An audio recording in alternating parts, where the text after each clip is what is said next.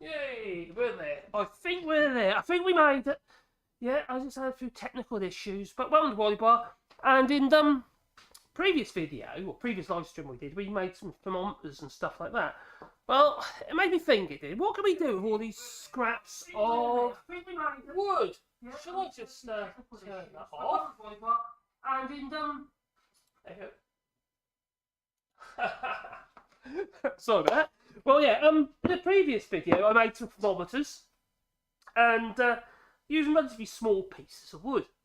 Well, it made me think really is about the amount of timber that we chuck away. You know, quite pretty stuff as well. And I sort of just dabbled in a bucket of bits of wood over there. I thought, what can I make with them? Now, I have been making things like this before, like little pendants and stuff like that to go on to Etsy. And I sold a few, not many, but I sold a few. And basically they made of walnut. And I thought to myself, hang on, that's not really useful. Okay, it's pendants kind of thing, you wear it around your neck, but something useful about it, is there? Not like the thermometers, which have been selling. So I thought to myself, what else could be potentially useful, or at least interesting? And I thought, well, why not compasses? So I thought, you could do something like this, like a pendant, but with a compass insert. So I bought some little mini compass inserts, oil-filled compass inserts. Well, it's pretty accurate, actually. I was quite impressed with them. Things that you've probably seen them before in other devices. I thought that might be quite good in some kind of pendant or something like that. The gifts, you could do all sorts of stuff with that. Yeah, find your way as well, I suppose. That could be quite useful. But then I thought, oh, they're a bit tiny, aren't they? So I thought I'd buy some bigger ones. So I don't know one thing, really, to be honest. I thought, well, that might be quite cool. But I thought, what are we going to do with them? We need to mount them something. A bit like I've been doing with the thermometers, where I had these like inserts that go into the thermometers. And these aren't really inserts, they're just circular. So I thought to myself, hang on. You drill a hole in a bit of wood, you can drop them in, can't you? In this case, like for instance that one there, drop in there like so. Yeah, not in that bit of wood, because it's flipping ugly. But that brought me on to thinking about little scraps of wood that I don't tend to chuck away, because I'm a bit of a hoarder, you see. I look the sort, don't I? Yeah, I think I probably do. So, I thought, well, what bits of wood have I got that you wouldn't use for anything else? Things with whopping great bloody knots in, that's my French, like that. You wouldn't use that, would you? You know? No, because it looks stupid. And also, structurally, it'd be very, very weak. But when you talk about decorative items, that doesn't really matter. You're not looking for structure as such. You're looking for aesthetics. If you want to make it pretty, this is a little bit of walnut. As you see with that, that's quite a pretty bit of wood, really. Then I think to myself, well, if that's the long grain of the walnut, what about the end grain? So there I have a piece of end grain. This is the basic. This is actually my bed. Yes, I built my bed, walnut and cherry, and this is one of the offcuts from the corner posts. And as you see, the fig in the end grain is actually rather nice, isn't it? It's it's quite barbary in that. So I thought, well, you could use end grain. And I thought, well, hang on, you've got that gnarly old bit of oak there. So I thought, hang on, that's a piece of very old oak. Actually, I think it's a bit of old floorboard, I think, from our house. But it's what great knots in it and all sorts. Really hard, obviously because it's got knots in it, but also really gnarly. And I thought that's quite nice. Oh, anyway, we got here anyway. Let's have a look. Hope the sound's okay, everybody. Hello, Gingers. Hello, Ginger's giraffe. I drawed a giraffe. Yeah, I tagged into it. So, I'm Peter. I hope you had a nice Christmas. Same to you, everybody. I hope everybody did. I'm full of cold still. I got over one cold last week. The other week it was cold. That's actually just I had infection because of abscess. And again, we got cold, well, and headache, and God knows what else. And then my son turns up with a cold. All over Christmas, we're full of cold, coughing and spluttering and stuff like that. And I'm still pretty bunged up now. But say Livy, just stay at home, shouldn't he? That's what I told him. So yeah, so gnarly old bit of wood there. We've got loads of old figure in it, and that's oak.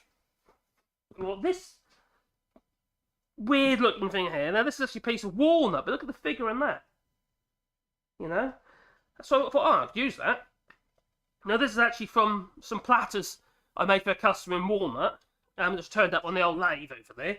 Made 12 platters for somebody. So that's a nice little job to do. And these are the offcuts from the blanks when we created the circle for the blanks to turn up on the lathe. So that, I thought that made quite nice, you know, quite ornamental. And the idea here is we've got these two sizes of compass. One is, well, something to cart about with you, and the other one I thought to myself, well, that's quite a decorative thing to have on your sideboard, so to speak. Give you direction. Yeah. Everyone needs direction in their life, because I certainly have got none. So what kind of shape should I leave it square or what have you? I quite like it square because on this particular piece of little block of wood here, we've got where this knot is. If you look, you might not be able to see it very well, but where that knot is, it almost looks like a heart. You look in the corner. So there's so much figure in that. That's quite an interesting little. It's a block of wood after all, but there's a lot of figure going on in that wood. So basically, it's the knot of the wood. Now, if you do anything structural or anything where you've got to put joints together, you're not going to want to cut a dovetail joint and something like that. It would be an absolute nightmare and probably fall to pieces. So not a great idea. A lot of these bits would, like that bit there, started off life looking a bit like that. So a bit of TLC, getting rid of the old soft, crappy, weathered timber, and you end up with something rather attractive behind it. And I think, you know, we've got all these scraps of wood laying all over the place. Instead of sticking them in the old wood burner over there, well, it does keep you warm. Yeah, so it makes something out of them. Now, so today what we're going to do is I'm going to make a couple of compasses, but I've actually got some clocks movements on order as well. So I'm going to make some clocks. I've got some ideas for some contemporary style clocks, which is another way of using some of these scraps. Obviously, you can have the blank for the 12-inch clock, but all the things like the little the markers and what have you, they can all be made out of scraps of wood to make it interesting. Like I say, figuring that is lovely.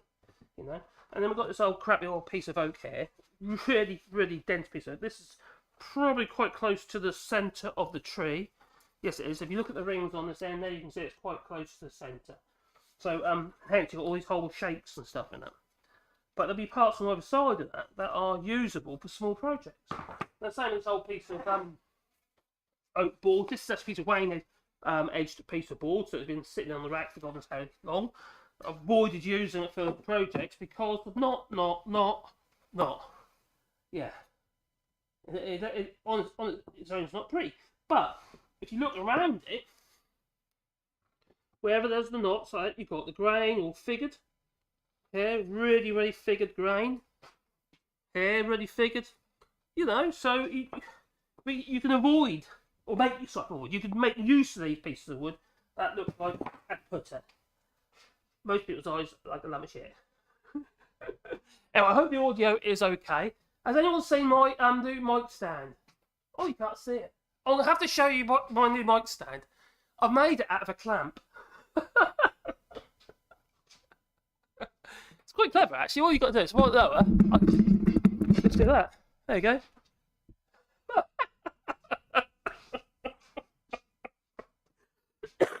Sorry, I couldn't resist it. So there's an old F clamp up on the ceiling. Let's show you. Can you see that up there? Yeah, you've got to be ingenuitive these days, you see. When you don't have a lot of money, I'm not going to go out and buy buying stuff. Not when I can make it. See, that's an old F clamp. And I've made it into a microphone, a pull down microphone off the ceiling. I thought it was clever anyway, if you don't. Anyway, so that's my new microphone stand. So I want to do more in here, you see. More in the old workshop. And you can even turn it around, see? I can turn whatever way I want to go, I'll put it over there. I'm trying to avoid having one using the walkabout mic if I can help it. So, I'm sure someone said something about it. Hello, Joe, I hope you're well. Yeah, I know, not good. You with wood, me with yarn. Oh, are you sewing? Are you doing some crochet, maybe? Crochet? Or knitting? Maybe knitting or crochet? One or the other. Or maybe it's a bit of sewing. Hello, Lefty Boater. I hope you're well, buddy. I won't be live for long. Basically, what we're doing, Bernard, I'm going to make some compasses. Using these little compass inserts. That one there. So I thought about gift ideas and ways of using pieces of wood that might have ended up in the wood burner. Let's put it a bit high before I headbutt it again. Go that way. Go the wrong way there. So yeah, it's a bit low. I thought that's quite a clever idea. You got to admit, that is pretty clever, isn't it? It is clever. That is, isn't it? Yeah? Okay. Yeah, boost my ego. So what these do? The missus just looks at me strangely. So, okay, so we've got this one. Now, this block of wood, I actually quite like it in its own right. So I don't think I'm going to make it... I thought, should I make it round? Should I make it a hexagon? I thought I actually quite like it as it is. Apart from, I think we need to round off these corners. And obviously, I need to put it in, be able to install the insert. Now, I've got a slight problem in that all my Forstner bits are Imperial. These ones are, my big ones are. For some reason, I don't know why, I've acquired them somewhere, and they're slightly oversized, only fractionally, so it's a bit of a loose fit. But I'm going to use it anyway for now, and I'll order myself a 40mm, because these are 40mm inserts. So you get these on the Amazon or eBay. So I'll just get myself a new one of those at 40mm. But we'll use it for today. What we'll need to do is find the centre of this little block of wood. It's very simple. And then we're going to drop that into the block of wood. But I'll put the one side. Once I've got the hole in there, I'll put that to one side, and we'll finish it up and make it sort of nice. Yeah, bit round. So no jointing required. You know, I just think with things that anyone you can make. Really simple, isn't it? You know. But first of all, we need to find the centre of that, and find it. And find pencil, which is there, which was very kindly sent to me by Glasgow Kiss. There you go. I use it all the time now. So it's 100%, so just corner to corner to start with. We are in shot, here we are. Very simple, like so. And I'll put that in a vise. And we'll chop that, we'll cut that hole in there with this Forstner bit on the pillar drill over there. I'm sorry I can't bring the camera that close at the moment. I've put some more USB cables in here, but I need more because it's when you're using these cameras, the USB connection with the software, you have to have USB 3.1 or something stupid, something like that. 5 gigabits per second. Otherwise, you don't get a connection. Yeah, you'll get a bad connection. You can't have a bad connection.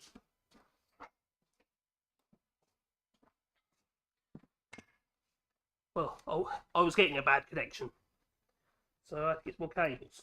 So I did. And I got one for the camera over the saw over there, so I can show you actually. If I just, I'm going to rig this up with my, there you go. So that's the other camera, which will be on that saw once I. Then I want one over there as well. So I do need some more cables. That's all depends on what my computer can cope with as well. Right, so I've got our centre marked.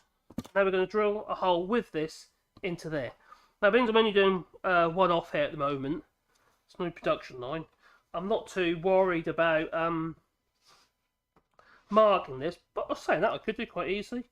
I could quite easily just put a piece of tape around to mark that. I'll do that. I'll tell you, I'll do it. Sort of a bit indecisive. Now this little oil-filled compass, I don't want it flush. I want it just raised a little bit. Yeah, and I don't want it sunk below either. But also you've got a low room for however you're going to stick it in. If you use hot melt glue, you might not. You might want a bit of space for the hot melt glue because it might go down to like 0.5 millimetre or 1 millimetre, and obviously it'll affect the height of your thing. But the other thing you could use a double-sided sticky pad or something like that. You know, I personally don't like that sort of style. I'd rather a bit glue, a bit of gunky glue, a bit of araldite or something. Not stick it in. Never come out then. But first of all, let's just see how far it's there. So we use a bit of decorator's tape and mark the cut. This is a Forstner bit, and it's for drilling flat bottomed, well, reasonably flat bottomed holes. Not perfect, but that's about right. That's good. So you've got there like so. Oh, that looks a mess, doesn't it? Blimey, what am I like? So this is going to be a bit of a nightmare to drill because of all the knots. Hopefully it doesn't explode on me. That'll be a bonus. Let's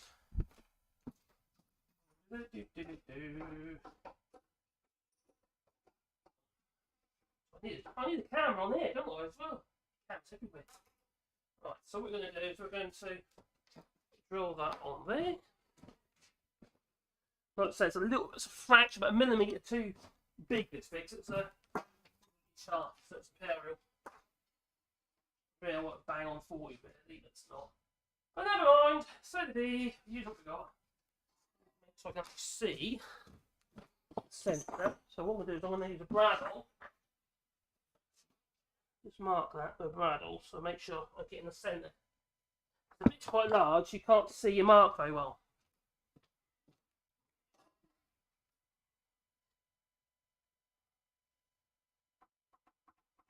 Right.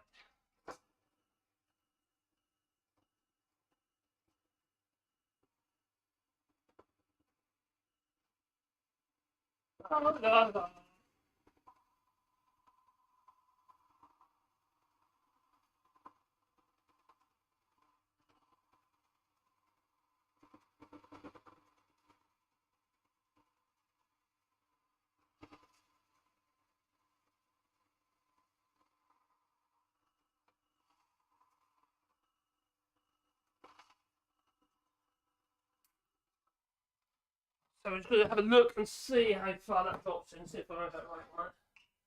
Oh, parfait. So that's about how I want it, about there. So it's just proud of that actual thing. You've got to be careful when you're doing this, because these things scratch. So you need to put them out of the way, really, while you're doing it. Now I want to think about how I'm going to make it tactile. One way of doing that, to start with, let's get rid of all these old long sharp corners. Get in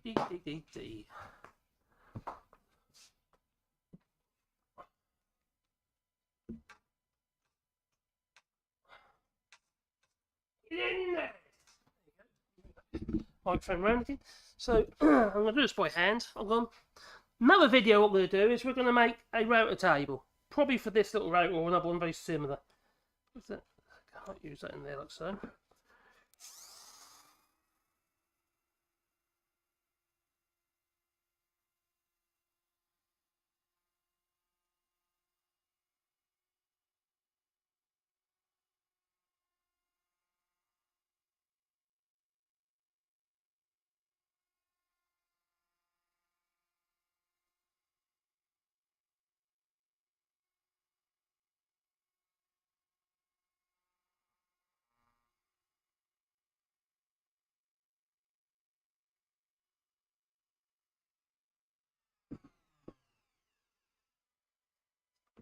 Ooh, I'll do this edge as well.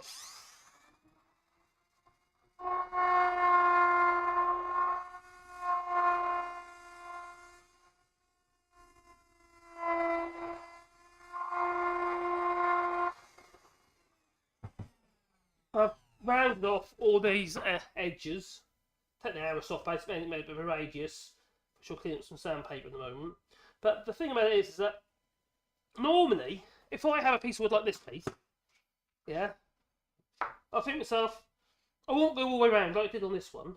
I wouldn't go all the way around like in one hit. I think to myself, well, I'll do that one and I'll do that one. Do the end grains first, and then I'll finish off the long grains. And the reason for that is the router bit can split the grain on the corners, but then what will happen is when you do the long grains, the bits you split off will be removed when you do the long grain, so you end up with less breakout on the corners. But with something like this, although I didn't get any breakout, because the grain's going in all different directions, because it's right there and not, it's pointless because you don't really know what way the grain's going because it's going all over the place. So I have to admit, it's starting to look rather tactile. I like things that feel good, you know. Yeah, feel good in the hands. Sort of thing that people do pick up and hold and touch. That's sort of things I like. I think it's quite a nice experience, really. Am I sad? Probably. Now what we'll do with this one. This is a very simple one, but then we'll do the other one. It's a bit more. The pendants are going to be a lot harder to do. This is just simple. I don't know, really. It could be a circle, it could be hexagon, it could be any shape you like, really. Teardrop-y shape, or whatever. Take off some of these standing marks, or whatever they are, saw marks. With my hand.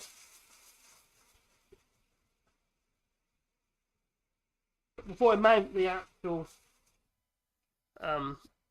compass into it, I'll make sure I put a fence on it. You know, the fence is up to you what you use, whether you use a lacquer or an oil. I think I might go with an oil on this one. It's quick and easy. And this is my little board I made. You might have seen it before. It's just a little board with Velcro on it. It's really handy. And they've got some little screws in there. They just grip whatever you put it onto, so it doesn't move about. Just don't put it onto your nice full mica tops in your kitchen, if that is your workshop.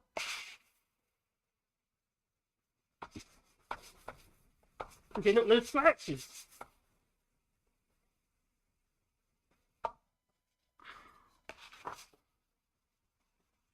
The mats that I'm using here are washing machine mats. It's not being put underneath your washing machine for sand deadeners. I've got 600 by 600, cut it in half. The only downside about them is that if you're working directly onto them, they can, you've got light wood, they can leave little black residue on there. It comes off, but it's just a nuisance, something else you've got to deal with. Carpet works well. That's something else I'm going to make, probably in the live stream. I'm going to make a sanding vacuum table, a small one. So when, for instance, I'm using the air sander, I'll have the vacuum attached to this. Basically, it's a box, and the top is full of holes. And the idea is when you're sanding it, it's literally sucking the dust away from your workpiece. It makes your sandpaper last longer as well, obviously. But also, you're less likely to be breathing all this stuff in. Now, I, for one, get wooden bogey. Yeah, that's the thing about woodworking. You get wooden bogey. So I've got a thing called a netty bottle, which I use regular, because all the wood stuff isn't necessarily that terrible for you, unless you're dealing with things like Douglas fir's bad. It's actually a carcinogen. And also when you're sanding and you've got wood glues and stuff like formaldehyde wood glues, like Captamite and stuff like that, or advantages and what have you. If you're sanding anything like that, you're potentially carcinogens, so you don't really want that. So the idea being is with the sanding table, with all the holes in it, it'll just suck all the dust out your way. Yeah, works quite well. Now I am doing some videos on my other channel. I'm just trying to work out what direction I want to take with it at the moment, because what I have been doing hasn't been working. So I have to come up with a solution, and I don't know what it is just yet. So yeah, it's taking quite a hit. Of this last month on my other channel, I've lost more subscribers. I think it's like last one 8 subscribers I'm down by on the channel. So yeah, I'm losing more than I'm gaining. There's a lot of videos on there as well. It don't do that well. Trending content, you see. News type content never does well as an evergreen. So I have to come up with a solution. Now, one of my solutions, I hope it's a solution. It might be a really bad idea. And I just put it on the in the community chat on the other channel, on All Shorts, and I've got this idea. Well, give it a go anyway. Sketch live while I'm actually using sketching live. So I'll screen share the sketch. I'll use a digital input device for my sketching. And sketching live while we're talking about politics. I thought that was quite random. That's definitely got to be a niche, isn't it? I don't think anyone else is doing that.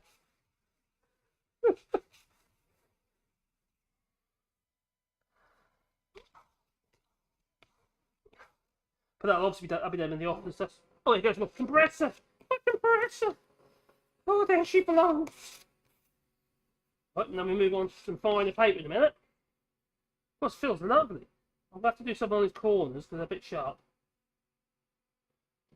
So I'll give you an idea. It's quite classy, actually.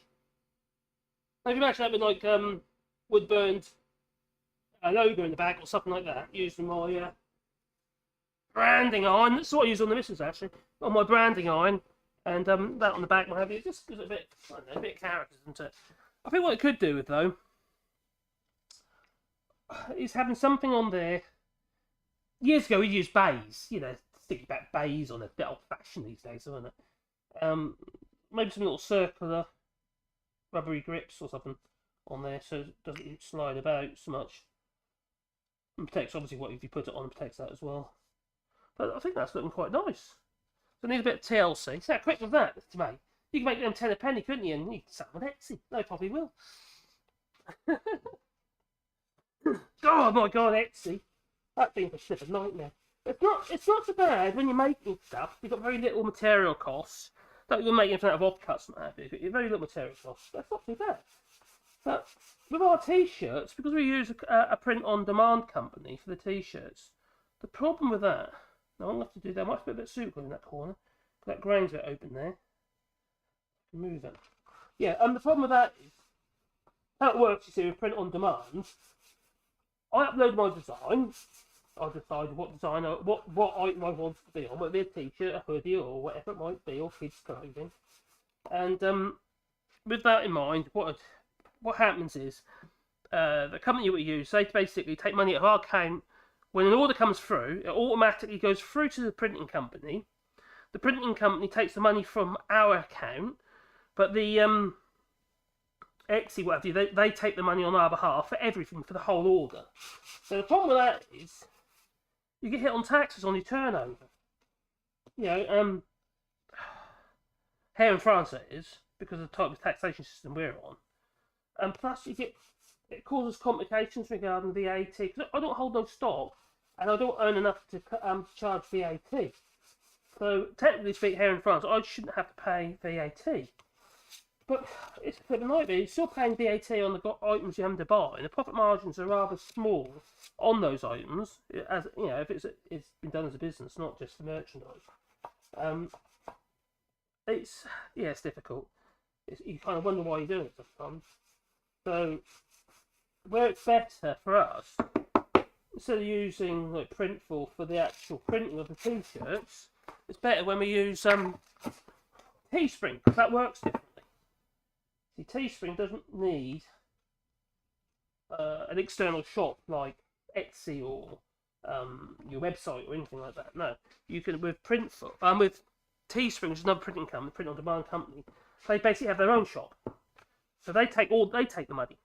The money doesn't have to go through your account, which then, for me and the missus and that, it's better for us in some ways because we don't have to charge so much to cover all the taxes and stuff like that on the tax we're already paying.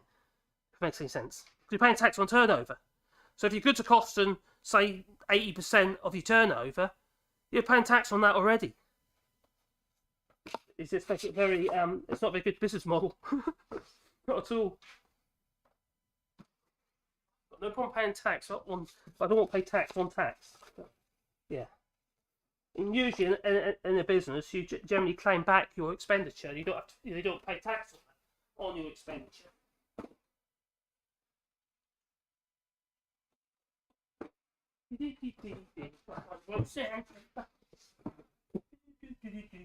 Finer.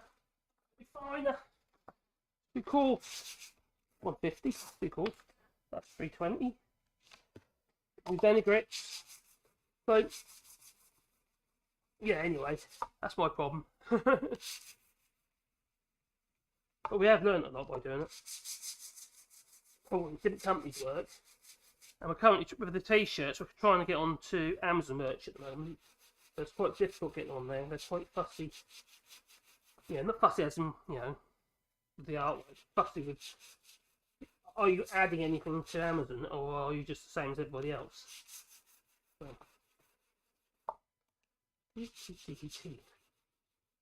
I'd love to have a channel where it's just literally all the quotes from Miriam Margolay. Yeah. Quotes like, dry as an onions nasty, or quotes like, oh, she's wearing a pussy powder. She's hilarious. I'm reading her book at the moment. Oh, somebody sent it to us. I don't even know who from. It was right. It was just anonymous. It's rather kind though.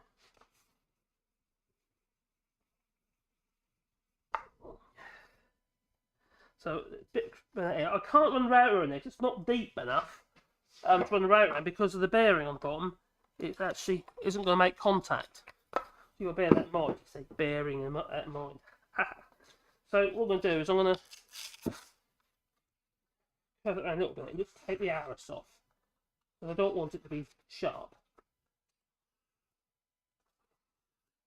As I say, I don't want no splinters. I don't want it to feel like it's but you don't care. That's what I think. That's what it is. I want it to feel like, you know, it's just a block of wood after all, but it's I want it to feel nice and yeah, touchy feely, a bit like me. No, okay. It was Prince Andrew. Oh, I didn't say it, did I? Oh yeah, I did. He's a bit touchy feely. He's a strange one. That one is. I thought I was a bit odd. Well, that's what people tell me anyway. I say it's everybody else, that's what I say. I hope the audio is okay. That's what you're saying. Oh, who's here now? Hello, Madman 33. I hope you're well. And Bernard. What sort of pencil is it? It is an automatic pencil. It's a tough pencil. And it's called Tough Carbon Marking Pencil. Now, this pencil, like I said earlier, was gifted to me by a very kind person. Had to be a Scotsman. Glasgow Kiss.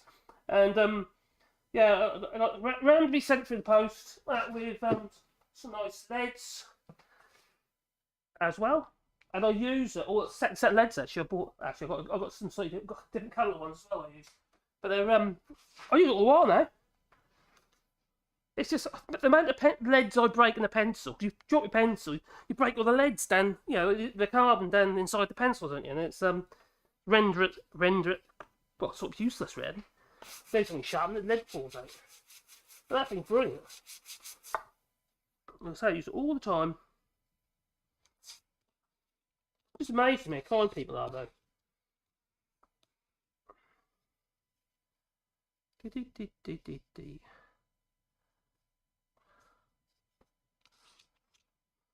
Well, the food thing sent out actually, but regarding, you know, our rewarding we're doing with the trees and stuff, we had somebody, I can't remember who it was now, sent me a load of tree protectors.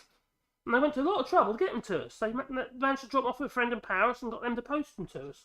You know, the little spirally tree protectors that we've been putting on the bottoms of our trees that we've been planting. Planted a load last weekend actually, in the rain. That was fun. There we go, I'm feeling good.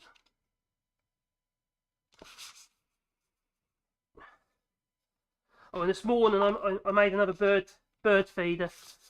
Yeah, one of them stand it with a bird table on and stuff like that. Just a rustic one. I was going to go live, but I thought that's a bit rough for that. I mean, it is a bit rough, but it does the job.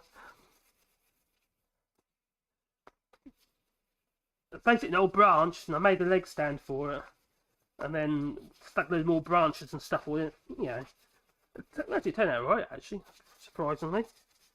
This is some very fine wet and dry paper. This is 1200 grit wet and dry. No, I'm not doing it wet because I've got no finish on here at the moment. What happens if I did do it wet? The wood will get wet and it'll take ages to dry. There are ways to dry things quickly. You could use a microwave.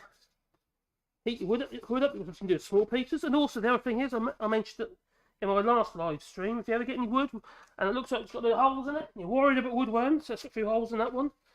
Like in there, load of holes in there. Woodworm. If you're worried about that, before you bring it in the house, which you should be worried, you know, stick it in the freezer. Literally, just stick it in the freezer. Overnight, and you'll find, a couple of days if you like, whatever's live in there won't be anymore. No. Even when they defrost. No. They expand and explode. So yes, you would have lots of dead larvae if there is any in there, stuck fossilised inside your piece of wood, but at least they're not going to be crawling out and making horrible holes in the rest of your furniture in your house. So, here we go. Now, this last year, I put on so much weight because I've been doing YouTube, I ain't getting hardly any exercise. Lockdown, that as well, that didn't help. And I thought, I can't be the only one. And it was proven to me that I was watching one of my regular channels, another woodworker guy, you know, he's got a channel called Worth the Effort. Lovely guy. And I haven't bumped into the channel for a while, but probably about a year. So I'll go have a look. So I had a look. Oh my God, it's like twice the size. God, what's happened? He's not the same bloke. I mean, he's got big, fat, chunky fingers. He looked like the Prince Charles, you know? His hands like Prince Charles, he did. His fingers are like sausage fingers. Yeah. That brings me on to, that Freddie got fingered. Yeah. I'm the backwards man. And no, I'm not going to do that to an elephant or a horse or whatever that was. I can't remember now. No, it's just wrong. No. Saying that it's probably legal in some states in America. I know you can marry. What was it? One state you can marry your animals. Yeah, you can marry animals. I know it's probably Texas or somewhere, but in some state. Oh dear. Probably offended something now, haven't I? More than likely, I have the habit of doing that, especially on Twitter. Oh dear. It's quite easy, you know, to offend people on Twitter. Especially Elon Musk. That's really easy. Very disappointed in Elon Musk, though. He's proving to be a bit of a lunatic. And also, he's testing on animals, and that's a real bugbear for me. Yeah, his neuroscience business. Yeah, he's got a company about neuroscience. It's about implants in your brain and stuff. Right, and so you try to make out it's for medical research. Blooming. He's talking about interconnectivity with technology. That's what he's interested in. Collect more data, you say, because data is the new gold. Oh, yeah. Because the laws regarding testing on animals, in the EU as well, is literally, all I'm doing here is sounding, isn't it? But yeah, it's literally, you can test on animals for medical research and stuff like that. He's getting away with it that way, you see. You can't, obviously, for cosmetics or any other reason. And even then, if there's an alternative, you're supposed to use the alternative. I suggest we use gammon. Yeah, gammons. That's what we should be doing medical research on. Most definitely. Although they might be too far away from humankind, really, to be any good for that purpose, so it might not work. Have I just gone political on my woodworking channel? I kind of have, haven't I? Oh no, don't do it! Don't do it! Right, anyway, it feels lovely. It's hard on nails, because obviously, literally, that's like a knot in a bit of wood, really. You can telltale sign what's going on there in the back. But if we look on this side here, like I said a minute ago, here and there is literally like a little heart shape going on. You know, but it feels lovely. It's so smooth because the wood is so hard, very old. Because it's this from a floorboards in my house when we had to do our kitchen, not kitchen, the bedroom above. We had to remove all the floorboards because they're just yeah. But I don't throw anything, pretty much. Oh, it feels lovely. Anyway, we're going to pendant in a minute.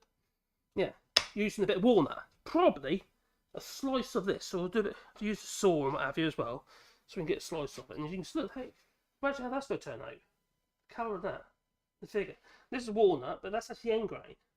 Now, if you were using the long grain piece of wood, you'd end up with more that kind of pattern, whereas that's more marbly. It just makes it a bit nicer, I think. I'll give it a go, wouldn't you? So, yeah, this is a bit of walnut as well. That's end grain. You see there, it's really marbly. You can see that on there? Yeah. Right, here, so that's long grain. That's walnut again, but that's the long grain. It's almost like tiger eye, almost. You know? Just want to make little things like this, because I think there's things that anybody can have a go at. Actually, so what have I done? What have I already done? I've got a block of wood. Okay, I did use the router. But you didn't really need to, not really. You could have done that. What I only took the arrows off, you know, the corner off the piece of wood. You could have done that with just with the sandpaper, really. Yes, I did drill that hole using the forcing bit and that machine over there. But how else could you do it? You could have done it with a spade bit, a large spade bit, with a hand drill. You didn't even have a pillar drill. Or there's another way you could have done this. If you had two pieces of timber and laminated them together. You could have cut that piece out first using a fret saw, hand fret saw, or even jigsaw even, with a scroll saw blade in it. Obviously, it takes a bit of cleaning up to do. But it's not the best way to do it, I suppose. That's just how I chose to do it, because it's the easiest way. Because, yeah, and any of that, I've got the gear there, so I can do it. Feels lovely. Got it in my pocket now, and play with it. A bit of wood, that bit of wood. No, that bit of wood, yeah. So, what I'm going to do is I'm going to put a bit of finish on there. And what kind of finish are we going to put on there? That's the question, isn't it? Danish wood or what? Yeah.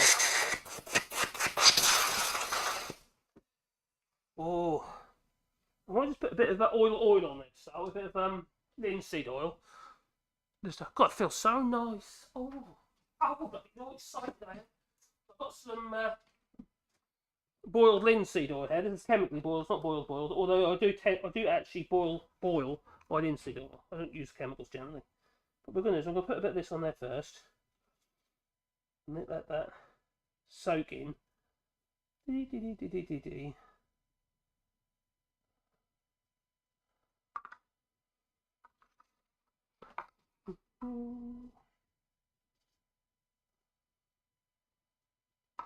I'm just going to leave it some just to drain. I'll put it over here to drain. While it's doing that, I'll look at what we can do with this bit to make something. Something else. Right. That glue's strong. That's Cascamite. It's powdered resin wood glue and it's flipping strong. Got a tiny area like that. I can't end grains well. I can't actually break it off. So we do it with a saw. Now, I'm looking at that, I think, what can I do with that? Now, you could make almost like a Ouija pointer shape. Because I'm thinking that maybe it would be quite handy if it had a pointer on, so that north was facing towards the point, if it makes any sense. So, well, you haven't obviously got to do it, yeah, obviously it'll move. Yeah. So you know that, you know what I mean? If it went around your neck, it'd be quite good, little, yeah, could be still useful. Right. Right, so what are you going to do? We're going to need a certain thickness so we can drop that in, but not too thick that it drops in. Yeah, it needs to be proud-ish, but not too proud, if that makes any sense. Just so you can feel it, but you don't want it to be, you know, your finger in or like it's sticking out too far, because that'd be horrible. So what we're going to do, we'll take this over to the radial arm saw over there, and we'll do a slice to start with. And the first thing I will do, before I cut the shape of it out or anything like that, while the sides are still flat-ish, we'll put it into the vise and we'll cut the hole in it to drop this little tiny one into that piece of wood. But first of all, let's take it over there and chop it. I'm going to have a look at the chat. What have you been saying? Don't getting what? Sunbird? Who's getting sunbird? Grey and cold, but just might reach freezing, eh? Oh, crikey, it's blooming cold over there, isn't it? -45. Those poor people have died. Oh my God! Not, cold wave. Something to do with the weather front, drawing in the cold from Antarctic, stealing it from all those icebergs. They're all going to be melting. Simon Says 55 out of Simon Says. Why not make a video with Brexit successors of 2022? What? That'll be a very, very short video. That will. A video of the Brexit successors. Oh, yeah, we'll be short. We'll have to welcome and goodbye. Quite easy. I'm late. No, you're not. You're fine. I feel, oh, hello. I'll talk about you. Hello. Barnes' biggest fans here. Wood burners are saving all trades a ton in skips. I bet they are and all. But I want to use all the scraps, you know. Yeah, hey, look. Yeah, I've been using all the little scraps best that I can. I just hoard them. I've got loads through there, offcuts and stuff like that. I can't bring myself to chuck them because they're just too beautiful. It's too pretty. So anyway, let's chop that out. Let's have a quick sip of water. No, it's not vodka or gin and tonic. It's just tonic, actually, not water. I'm going to bring it over here. That's obviously motorised. Let's move the microphone round. See how useful this is now? Yeah, I've got my special microphone stand. I thought it's genius. See what I think Right, here we have our DeWalt radial arm saw. Third one I've had, and it's the oldest. War of the others up, you see. This one I bought from a Dutch guy who sadly passed away. I did buy it from his wife, actually, because he's already gone. Yeah, he'd gone. He died. So I didn't buy it from him, because it'd be a bit odd, wouldn't it? You know? I don't want to go. it's made up so this is a DW1258 on solid, basically in a 10-inch fillet, 2mm fillet, and the bit about it is on a radio. Yes, makes nice long cuts. Now, this saw does do 45s, what have you, you can skewer it, what have you, can even take the head off, you can fit a rotor onto it, and all that sort of stuff. Lovely. But I'm not into that. I'm not into this universal machine, like, because it's a pain in the neck. Basically, what happens then is you have one machine that does a million jobs, none of them very well. So I tend to have it fixed in one position, doing one particular job, in this case, just cross-cut. If I want it to do a 45, I use a jig, like this. So literally, that fits onto there like so. And my bit of wood goes along here, and I create perfect 45s every time. So I do pitch frame and anything like that. And then I might finish it up using this machine down here, which is like a little guillotine. That there, to clean up my mic. So it's got a big sharp blade in there. You don't want to put your fingers, there's two blades, there's one there and one there. So you don't want to put your fingers in there. It's a bit dusty. That sticks, so I'll keep it covered in oil, you see. Rusts. So what I'm going to do is I'm going to just slide through there. Then sort of bring a slice off that. Now it's going to have to be about 10mm thick. You've got to be quite careful when you're cutting a hole in there, because you're cutting into end grain. I'll be cutting into end grain. The wood's vulnerable because I'm cutting end grain, so it's not going to be vulnerable when it's finished, because it's not going to be used like that, is it? It's not, yeah, when you've got machines tagging it and stuff like that, you don't want it to split the wood. So first of all, I'm just going to square the end up.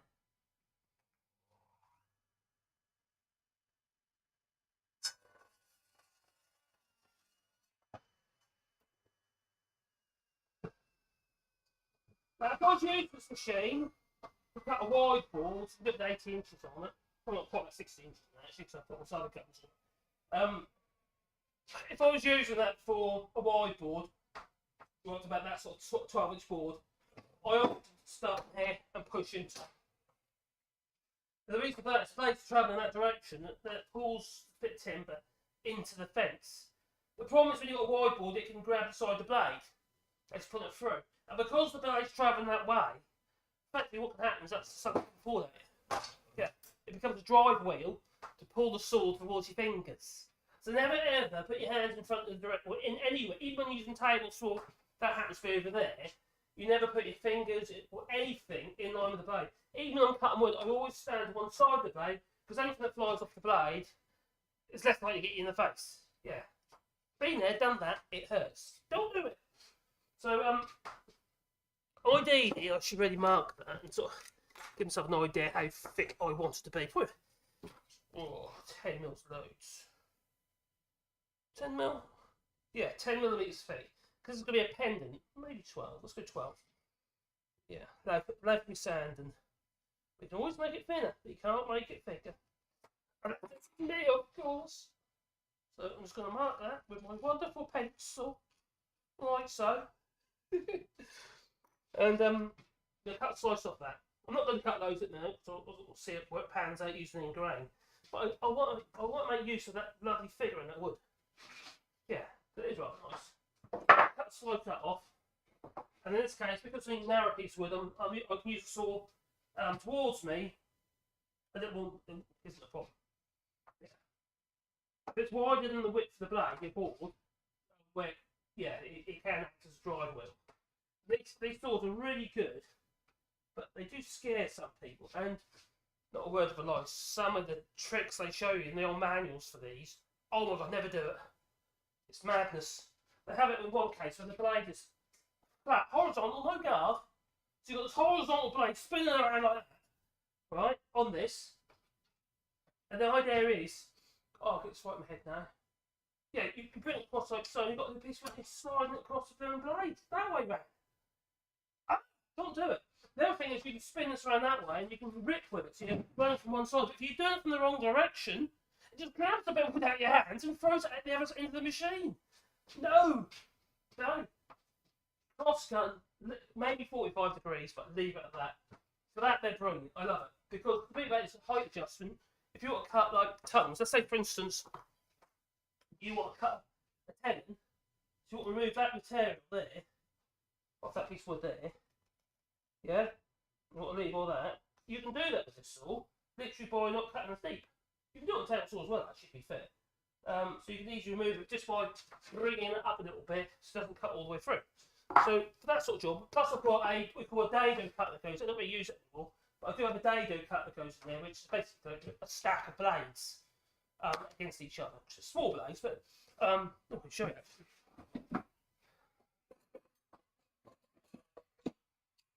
Like these, got like these chippers in there and these blades like that. Yeah, it's like a stack of blades. They create a 1/2 inch, 12mm up to like 15, 16mm. It's great when you want to do mortars. It scares the living daylights out of me, so I don't tend to use it.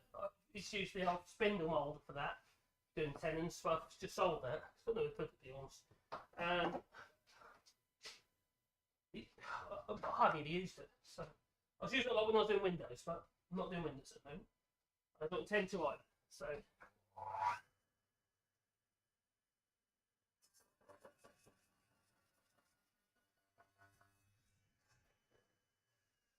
if I want to unpulse it, not going to go for one go. I'm not maintaining the blade's speed. Now, if we try and go through one, not this, but we did it at the road, try one and go. The blade will slow down, it'll start burning. This way, give it some air space as well. Have it cool the blade down. So you can see the figure in that. You know, I only use a little bit of that, but you can look at that. That's very, very pretty. You know, like tiger eye. And that's walnut. French walnut. It's from a walnut tree. No, that's not. Yes, it is. Oh, yes, it is. So let's go back over here. Let's bring you back over here. Oh, look at that. Oh, there we are. Now, I'll go over there to my very clever microphone. So it's very clever because I can do this, you see. I can just spin it around. It's directional, you see, it's microphone. It works a treat. I hope it does. I hope it sounds okay. It's not an expensive microphone. Hello, Rose Erickson. Hey, your pic on the video is awesome. Oh, thank you. What? Are you talking about the one with me outside there? Oh my god. I got a bit carried away. Yeah. That was during lockdown, that was. I thought, what was we going to do in lockdown? So I made a shelter outside, did woodwork and stuff. That's what areas for the summer. And I had this apron on. And nothing on underneath, yeah. The missus thought I was a lunatic. She took the picture, but she thought I was a loony. She's lucky, isn't she? And I'm skinnier then. I'm still fat, but still a bit skinnier than I am now. Woodburners are saying in all trades, a ton on the skips. I bet they are.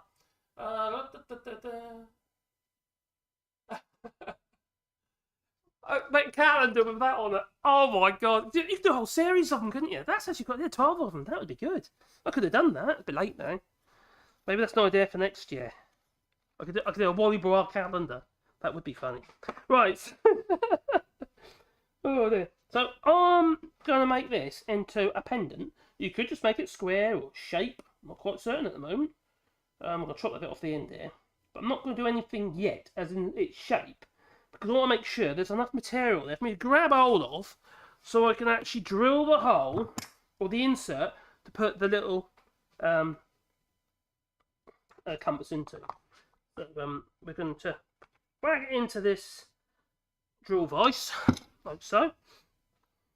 The side, where's my pencil? Where's my pencil? Good. And what shape am I going to go for? Am I going for teardrop shape? Am I going to keep it just square? Be a bit uncomfortable wearing it if it's going to be a pendant kind of, or something to wear around your neck. That'd be really uncomfortable, wouldn't it? So I think a teardrop shape. Let's go teardrop. I could cheat, draw around this teardrop actually, couldn't I? That's the right size as well. Probably could have cut from the same type of wood. That's what I'll do. We're going to go teardrop. So we're going to draw around that, and that'll give me an idea. You probably can't see all the way there, can you? Yeah, I could bring the camera a bit closer, really, couldn't I? Yeah, around there like so. Alright, now give me an idea whereabouts I want the actual little compass to be. So it's going to go in there like that. Obviously it's going to be in the middle, so somewhere in the middle there, like so. And that's going to be dropped in there, probably about there now, I think. Yeah, I think I'm happy with that. So we'll get the little bradawl. This is an Eclipse. I think it's an Eclipse bradawl. Eclipse. Yeah, got two of them. It's an Eclipse one. Had it for years. Need them little second hand. Probably given to me from a relative. Make sure that's the right one. That is. So it's a 20. No, this is the right size. Whereas I had a problem with the size of the bigger one, so I haven't got a 40mm Forster bit, so I need to buy one. But that's the insert size, as you can see on there. That's 20mm dead. Whereas this one's these holes there, but fractionally oversized in my little dummy piece of wood there. So if I grab that little insert here, you get an idea. That fits quite neatly in there, quite snug. That's the kind of height that I want. I don't want too low and I don't want too high. I just want a little bit proud, so you can just about feel it. If I can get it out again.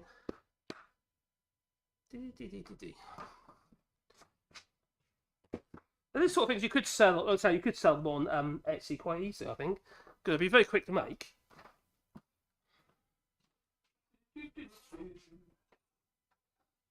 So when I get installed, I'm going to get on a computer and order 40mm. Forster bit.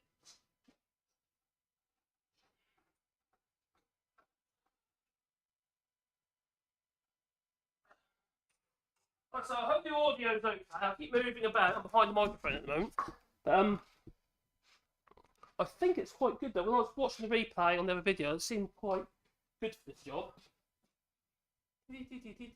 Oh. Thanks for that, Mad Monk. But Margaret, she knows that you're an idiot. Yes, she does. I can't help it. I get excited about stuff. I actually, yeah, this. I have to admit, I do love being in the workshop and making things, and I haven't done much because I've been so busy on the other channel, which I feel that I've kind of failed with somewhat. A lot of it's me, I know it is, but it's just doesn't suit me. That's the thing. But I'm gonna carry on with it. Find a solution. Right, I'm gonna need to drill a hole. I haven't measured how deep it's got to be, so I'm gonna wing it. Hopefully I get it right. Hopefully.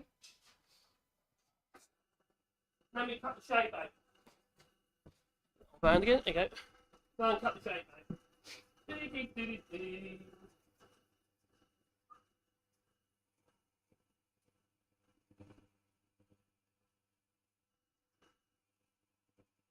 Oh, I have to admit, it's cutting lovely. Nice bit of small. These are prototypes, remember that, the prototypes. Let's click off, a little bit deeper, I think. We're actually deep, by the time I've got the sand and stuff like that.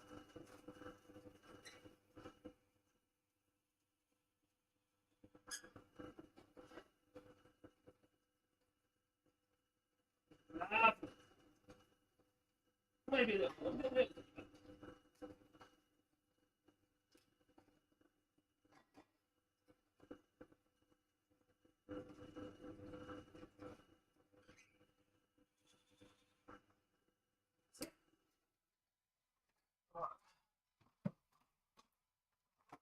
So what we're going to do is we'll flatten it off first on both sides, and then we'll cut a shape out on the fret saw over there, scroll saw, and then we can. So that's you can see. I can see on there. Just slightly proud, but not too proud. I'll be a little bit proud of that once it's done all the sanding and stuff. But I think that's quite nice. Obviously, if you're batching them, you can make them really quickly. Because I'm yapping, as I do. Yap. Let's bring it back in here. Keep getting at my microphone, pointing in the wrong direction. I'm going to plug that on there like so. And we can, yeah, that's what it's fairly flat. You know, I need a cat in front of me there. I've swapped my monitor over to a smaller monitor. I took it out of my office. We weren't really using it. So, because the one I had up there was terrible. It was actually a TV. It's as a computer monitor, it went down to 720p and the contrast was way off. You just couldn't see anything. It was terrible. But you can, but it's just, you know, it's just look awful. So I just put a smaller monitor in there, and I think 20 inch, 21 or 22 inch monitor. I already had. I can't afford to replace it at the moment. I'll do a big one really, and get everything on the problem. She knows I'm an idiot. Oh, how rude! How rude! In 20 seconds we'll do. Yeah, you aren't wrong. So let's carry on with that. Now I will be back doing it. Hopefully, my plan is I'm going to be going live every day in this workshop, probably for a couple of 3 hours, and I might extend that later. To the point where I'm confident with it, and I've got everything set up around me, but I'll just try and go live all day. Well, I've done 5 hours before in a live stream. Can you see the figure? Can you see the colour in that? Yeah, I know it's not going to be that shape, don't worry. But it's the figure in a bit of wood. Now that's end grain of water. It's looking gorgeous, isn't it? Look at the back of it as well.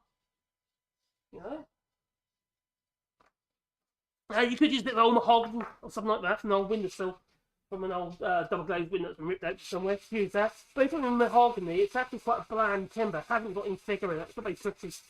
No, same teak and that, all that lovely bit of wood, no figure in it. Whereas an old walnut, or a bit of cherry even, a bit of old oak, you know, all these timbers, that's a bit of walnut, it's just a different part of the tree. It's a lot lighter. If you compare that to like that, it's actually the same, you know, this actually is the same piece of wood, but a different part of the tree. So, these are pieces of timber that you wouldn't use for anything else.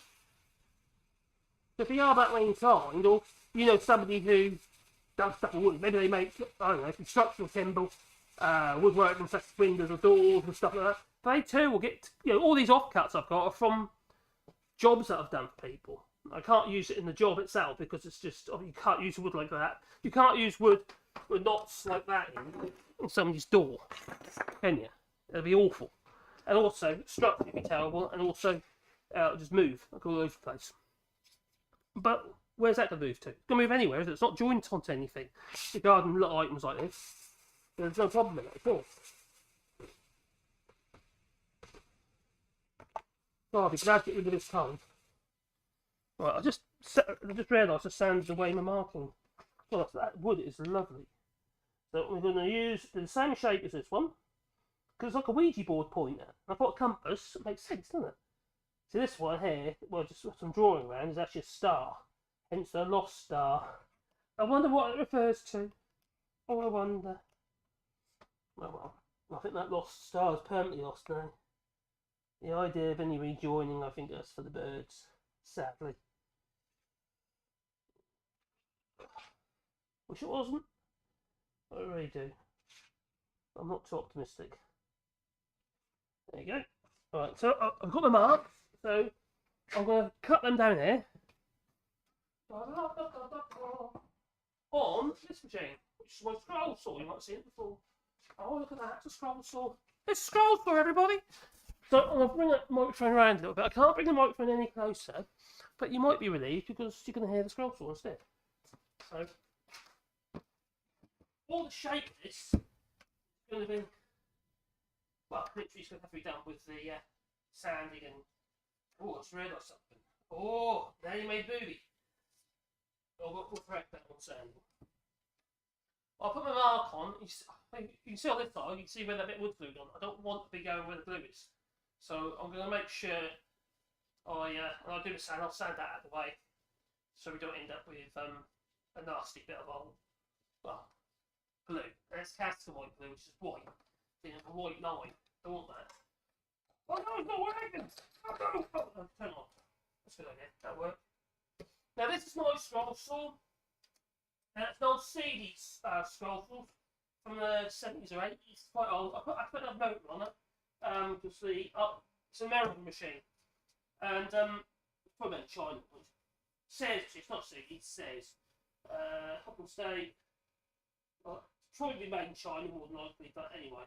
Either way, it's a solid machine. Got nice big bearings in the back here. It's got a 22-inch throat, so it's quite a large scroll saw.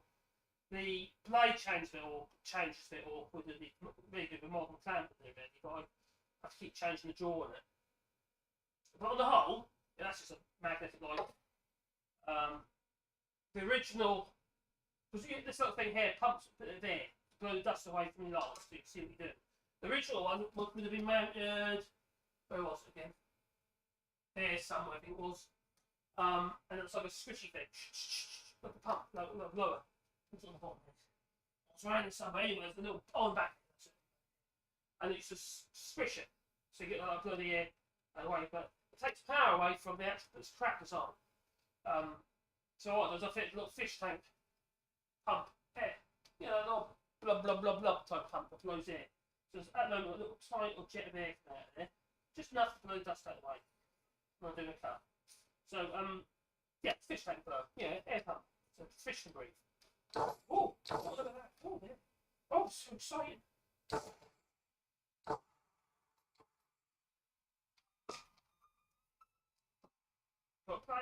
Play it again, Sam. Play it again.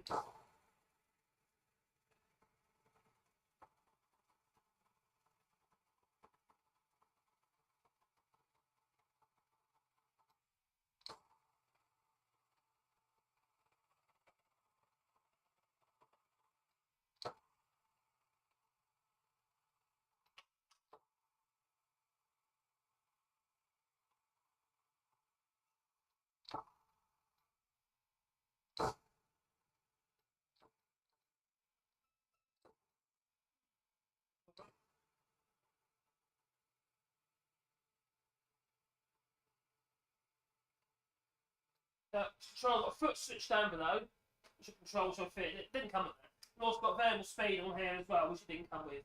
It come with this motor is from an old it didn't have power from it really, but that motor is from another Fretzel machine I had, which is crap. It's a much better machine. And when the old motor for this one, when tits up, I decided to stick that instead. Which then I could then have the variable speed as well, which is quite handy.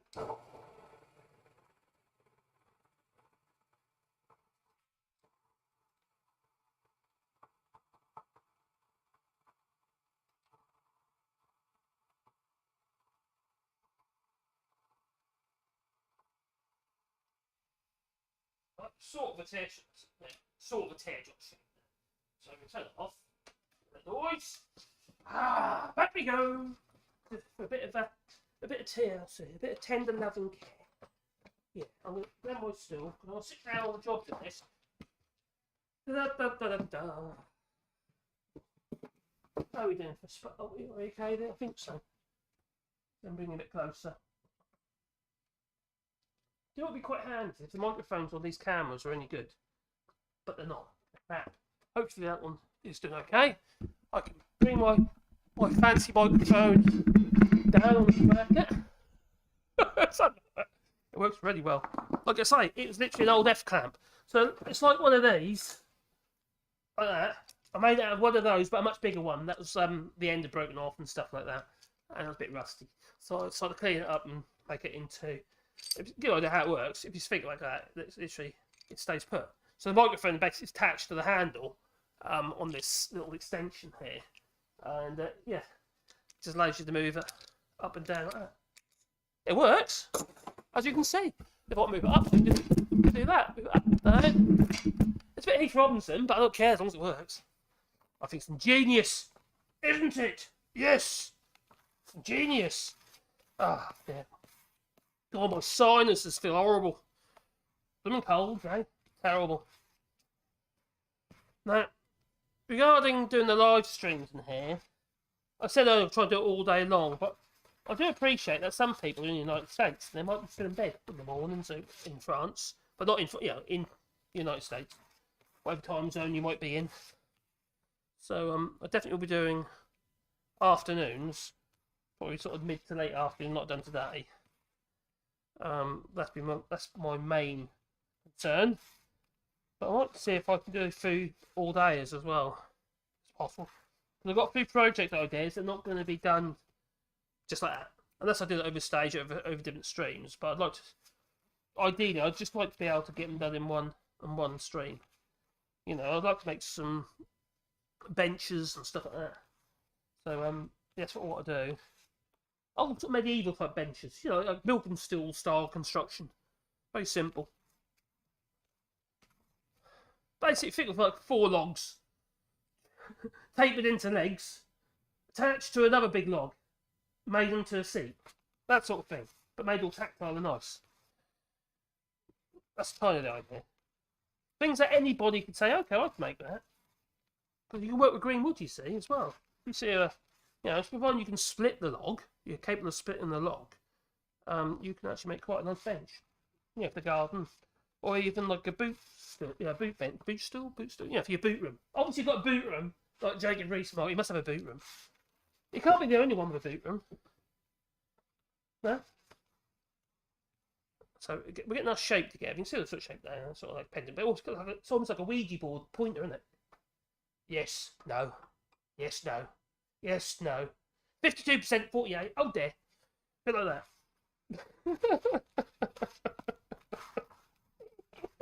Oh dear me. Oh dear me. I'm quite enjoying doing old drawing at the moment, I must admit. Doing a bit of sketching and that. And I used to draw years and years ago, before I met Mrs. I was still wee nip, I was only 18 when I met Mrs. You see. Yeah, she stole me. She was my sugar mummy. Happened to be broke. Yeah, a broke sugar mummy. With 4 kids at the time. So I was only 18 and we got together ever since. So I don't think it was wrong. So my parents thought it was at the time. Could imagine it, can't you? Especially my dad's Brexit. That give you some ideas. So yeah, he wasn't that keen. Although they were fine, they're absolutely fine with Caroline in the end. I say in the end, it didn't take long. Caroline is salt of the earth type, you know what I mean? She's a sort of person my dad actually likes. So, or did like when he was alive. But he also liked Nigel Farage, so it doesn't say a lot, does it, really? Yeah, I know. It's quite sad, really, because I held my dad up in such high esteem. In high esteem, because he's such a skilled tradesman. He had there's nothing artistic about the bloke. Regarding putting things together and stuff like that. I mean, as in colours and aesthetically, he wasn't great. But his skills, oh my god. And ingenuity. I could say that. It's just... my dad was a boat builder. And, he worked in the window game for years and years and years when the recession hit and stuff like that. I think it was probably in the 70s or something. Late 70s, 80s, I can't remember. Anyway, he's a boat builder. And boat building skills are quite difficult. Because you work with compound angles and stuff like that, because there's nothing straight.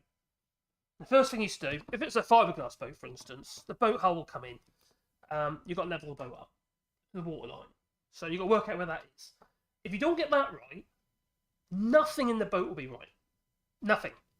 So the first thing you've got to do is you get your hull comes in. Argument's sake, that's your hull. The nearest round thing to hand.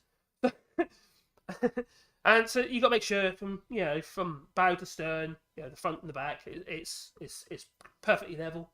And then across its beam, from port to starboard, it's perfectly level. So you end up with a level playing field. Once you've got that to your water line, how the boat's going to sit in the water, once you know that, everything inside the boat can be done with a spirit level. Because you know where level's going to be, because you've created your datum point regarding the water line. So, I worked with Dad for years in boat building. And the things I've seen him make and do, and his ingenuity, amazing. Anyway, the point is that we had a boat called Calamar. And this boat was a little broad sort of cruise type boat, not stubby nosed thing. And this boat, my dad built. Didn't have a lot of money, but he built this boat and sold it, made some money on it. But the steering system in it was ingenious. It was ingenious. It really was. How do you make the steering system for a boat? Basically, you turn your steering wheel. Yeah, you get the helm, turn your wheel, port starboard or whatever, So we make the back end go one way or the other, the front go one way or the other. Right? How do you make that rudder, the bit that's sitting in front of the propeller, behind the propeller, sorry, how do you make that turn? Well, you're not going to spend all this money on steering gear.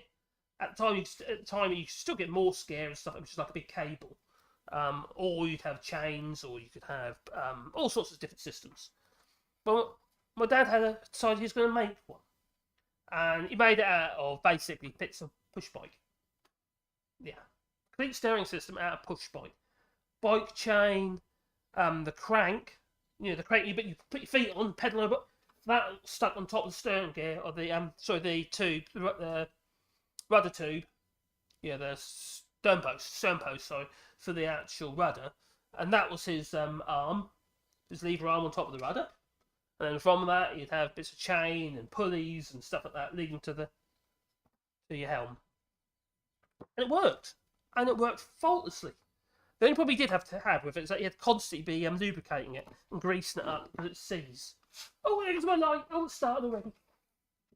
I have to move again. Yeah, so he was ingenious. Now, I'm sanding this on the face, thinking what direction to sand it in. It doesn't actually matter because it's end grain.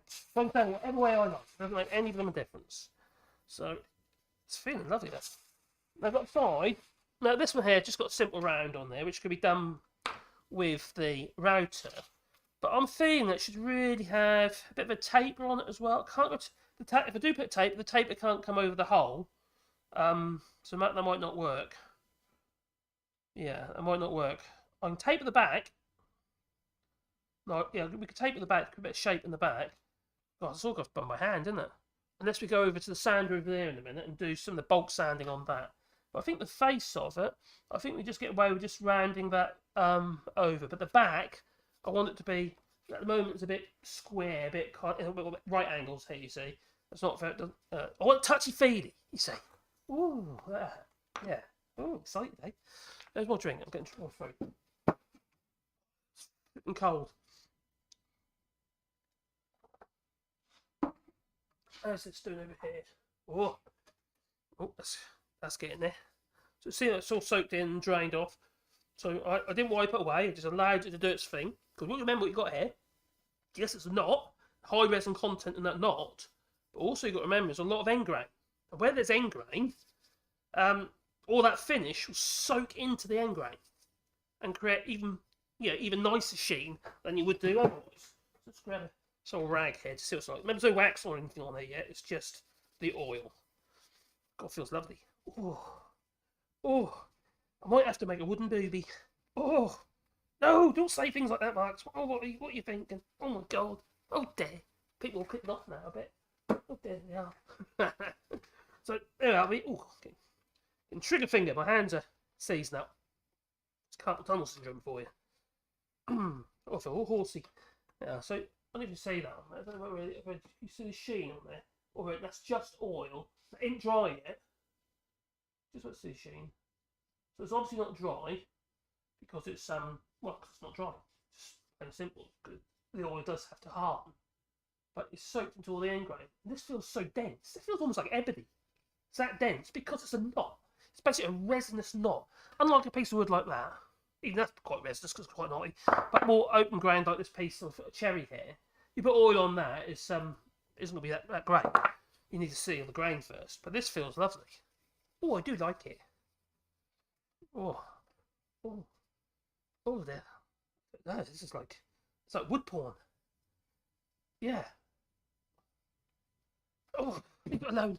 Oh, leave it. Too excited. Right.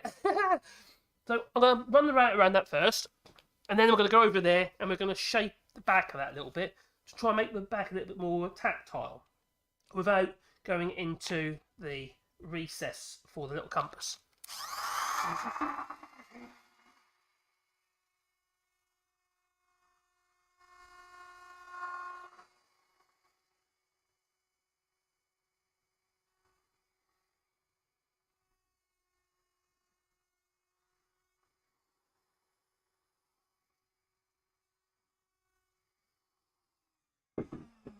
Now, you might have heard me mention earlier about making a little router table for that. Just a little tiny router table, just for that bit to stick out of. No hole or anything like that. Just enough for that to stick out. This is easy to remove because it's a clamp arrangement. The whole thing drops out. But the reason for that is when you're doing something like this, and it's quite small. Oh, there goes my compressor again. It's quite easy for that to fall into the hole and you end up taking too much out of your piece of wood. Plus, handling things like I'm doing at the moment, you're at risk, obviously, of taking lumps at your fingers. Been there, done that, it hurts. So don't do it. As I say, not to do. Hang on, I've got all the way up there. All the way up there. I've seen it there. So, just going to run that round there like so. Then we're going to go over there and actually shape that up. Shape that a little bit there. This is 150 grit, so it's quite coarse. Then we'll go to the finer grits. I always finish off at 1200 grit. Now 1200 grit, wet and dry, tends to be the one people that's about 2400 grit they use for car polishing. You know, the stages before T-cut, before you use a cutting compound. So just max so not to get rid of the old orange peel in your paint, and then you can then do the cutting with the cutting compounds and the buffer.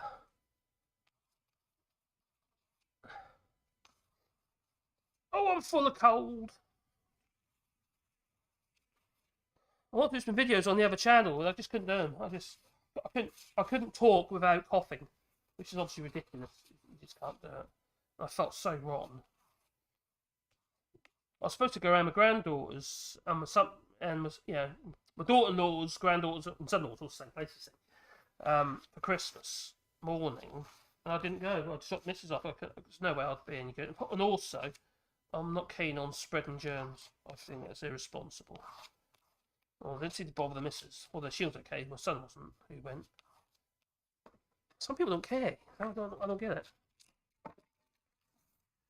And so I've always been like this. If I'm not well, I don't go around people's houses. It seems like a bad idea.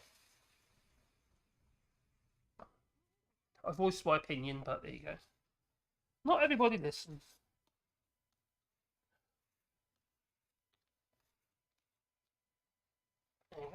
So we'll go over to that machine over there. I've got my linisher over there. It's a bit more aggressive, yeah. Now, I could get aggressive with the angle grinder and a sanding disc like so. That's rather aggressive. But I want to keep the skin on the tips of my fingers. So we're not going to do it that way. No. I'd rather do it on the linisher because it gives you a bit of control. I might drop it a few times, I might throw it across the room, but at least it's a little bit safer. But look at the pattern about that. There you go. So, yeah, I think it's looking nice. It's getting there anyway. And how we actually attach the cord, if we're going to put a cord on, which we are, we do that with just a simple through knot like so. At the moment, it's got a knot on there, but I've actually got some metal fittings as well. So I don't like the metal fittings. I think they're a bit cheap and nasty looking. So I'd rather not, have them. I'll give people the option. I don't know. Maybe. We'll see. So far, so good. So that is going to drop in there like so, just to give you an idea. Like that. And even though they're not cheapy compasses, I think with the fact that the timber's really nice, I think it's actually, they can be quite classy. The oil filter is quite good. So we're going to go over there now. Enough of my waffle. Let's make some noise. Let's make some noise! Enjoy the hobby. How is the tree plants going? Well, actually, we planted loads last weekend. The trees, how that is. And, in Common Hand moment, it keeps blooming raining. So, in the 1990s, I was a furniture designer. Yeah, we had that discussion before, haven't we, buddy? Yeah, I understand what. So I understand what the stuff around you is for. Okay. So I'm going to go over to my industry over there. Maybe understand what that is. I quite use a special sharpening there. Is that too high, too low? No, that's fine. The linishes, that's big sand disc below the two purple squares. If you wonder what they are, that's for deadening the sound. The echoing the hair like crazy. And it does. Can you see me? Oh. How do I look in my murderous apron? Yeah? No, okay. We're going to shape up on there a little bit. Now, I'd like to bring the camera in close, but I can't at the moment because I'm limited on my cables. So, I've got two cameras in the head at the moment. So, when I get some more cables, and I'll probably have to put another PCI card in for the USB 3s as well, I think. But I want to try and have a camera here Camera on that soil, camera on the bench, maybe one above the bench, and one over that corner where the spinny thing is, you know. Well, lathe, that's it, that's what we call it.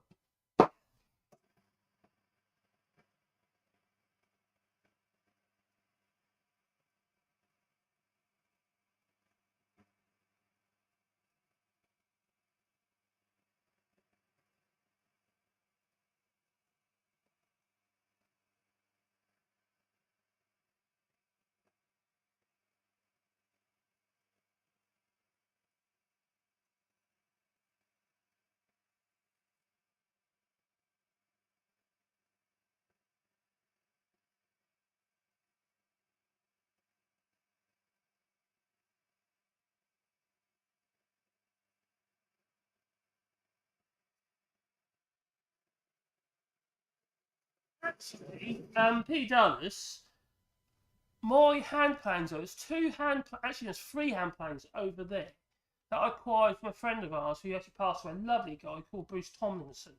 He was also a chair designer.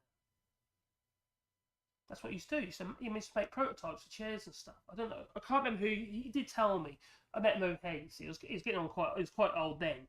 But he had articles in Cabinet Maker and Woodworker and various other magazines and that as well. He's a very clever guy. Although he made a staircase, I wasn't too keen on that. Not the kind of staircase. Oh, but yeah, no, that wasn't right.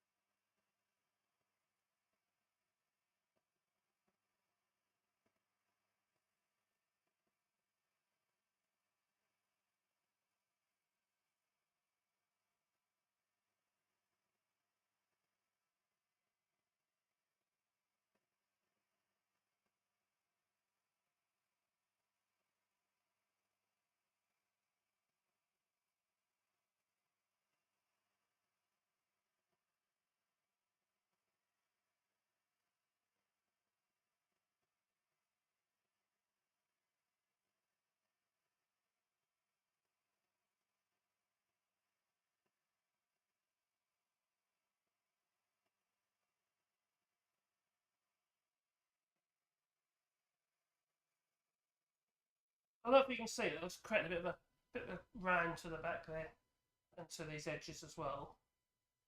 Just a bit more tactile, so it's not flat. And I'll work it a bit by hand. I'm getting to the point now. I'm taking the skin off things, so I think that's enough of an inch. I want to keep the skin off my fingers. Things are getting short, stumpy. They are. They're turning into Prince Charles fingers. That's what they are. Short and stumpy, but sausage fingers. That's it. Hitting the hammers too many times. That's what happens. I don't like hammering though. It's got arthritis.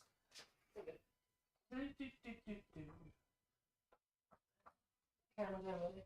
It's so much easier. I can get some more cameras. Oh. Oh, get bright. Why's it got all dark for?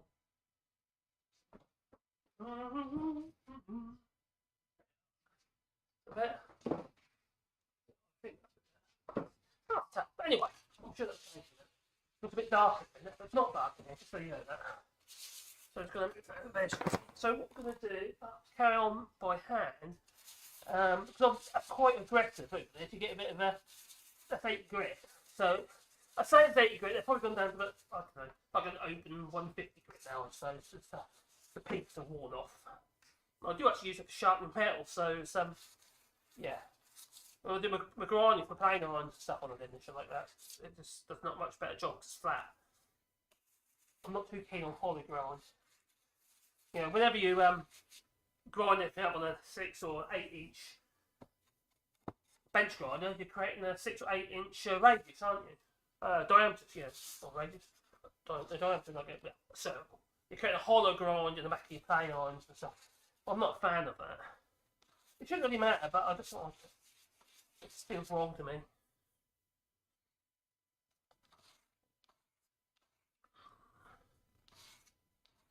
I don't generally like to heat my tools at that much either, because when you're using anything from a grinding wheel, it really gets hot quickly. A linisher, because of the way it works, it seems to cool the metal down quicker.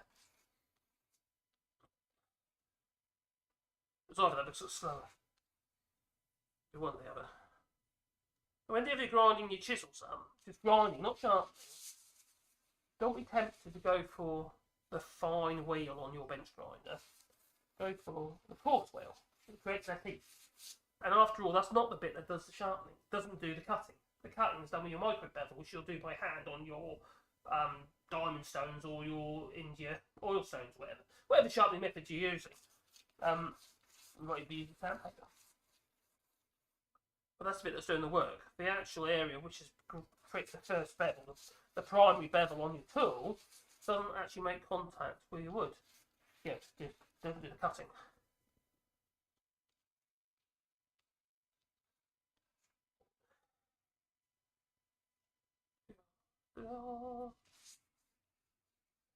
I also think I've got my old back chair making. I made loads of tables for people, but I've never made chairs for people. I made lots of chairs, but not for people. And the reason for that is that for how much I've got to charge, I just can't, you know, what people willing to pay, I'd say. What things are thumbs. There's as much work in a flipping chair than there is in a table, apart from the volume and the bulk of it. You think about joints in a chair. I'm sure Pete's other things confirm that. So a lot of work in a chair, especially if it's of a particular design, that, you know, like a cantilever or something. So there's a lot of strength and a lot of design has to be put into it. Chair's quite complicated things, really. Unless it's just a bit of simple four legs and a base, you know, and a seat. Now, if you think of the woodland craft, like for instance, a wood bodger. The wood bodger would be the guy in the woods making the legs for your chairs and what have you. There's very old sort of production line used to go on if you think about it. It's sort of, you got the guy in the woods with the lathe and what have you. You use all sorts of timbers, whatever, chestnut, elm, or whatever you might be used to make the legs for chairs, even beech. And Hector, is actually rolling. Anyway, in France, I'm thinking about. But if you got, for instance, you got the guy making the legs on the lathe, an old treadle lathe, so it'd be like a bit of wood held between two nails, and a bit of wood, a bit of wood, and a bit of string around it, and you've got a bit of tread and a bit of a wooden whip behind which creates the rebound. So your timber's going in two directions. Every time you push the pedal down, the wood gets pushed, turns against you, and then when you release it, it goes around the other way. So it's like where you would turn your legs, your spindles for all your chairs and stuff. All those spindles would go off to the wood maker, the chair maker, the person who puts the chair together. But there's another person involved as well, who would make all the seats. Now the seats of the chairs, so there'll be the only bit that really is seasoned. All the legs and stuff generally be wood tones from green wood. Not the colour green, no, what means wet. Not seasoned. But the seats would be seasoned. So yeah, and shaped up maybe to fit your butt. A lot of skill.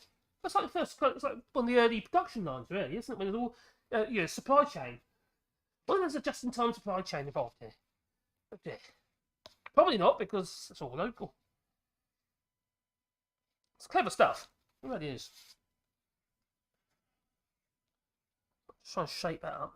This is one of them sort of jobs, sort of a labour of love, really. So you keep doing it until you're satisfied that it's, touchy feely. Now, there's something I want to get. I haven't got one yet. Is a mop sander, and it's like a mop. Basically they're abrasive strands attached to spindles. So you put it into a rather slow bench grinder type arrangement, and then you put your wood against it, and it flaps it with all these sands. So it's great for doing things like scroll saw work and stuff like that. It gets all the nooks and crannies. They're really good. A friend of ours has got one in Bellac, and there's a lot of woodworking group here, you see, and he's got one of the little mobs. They're quite expensive, though. It's the thing. Just the mob. I think it's quite pricey. Oh, I thought it wasn't when he told me. 60, 70 quid just for the mob. Remember, it's a sandpaper. It wears up. Alright, they're feeling quite good there.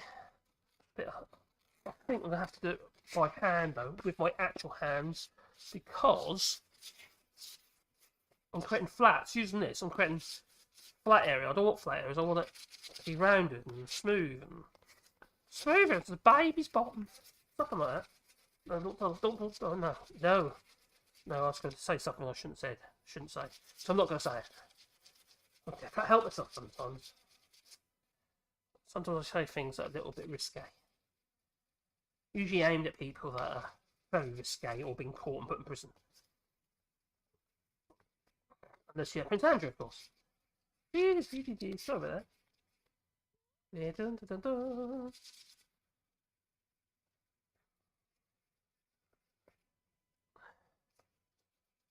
There we go.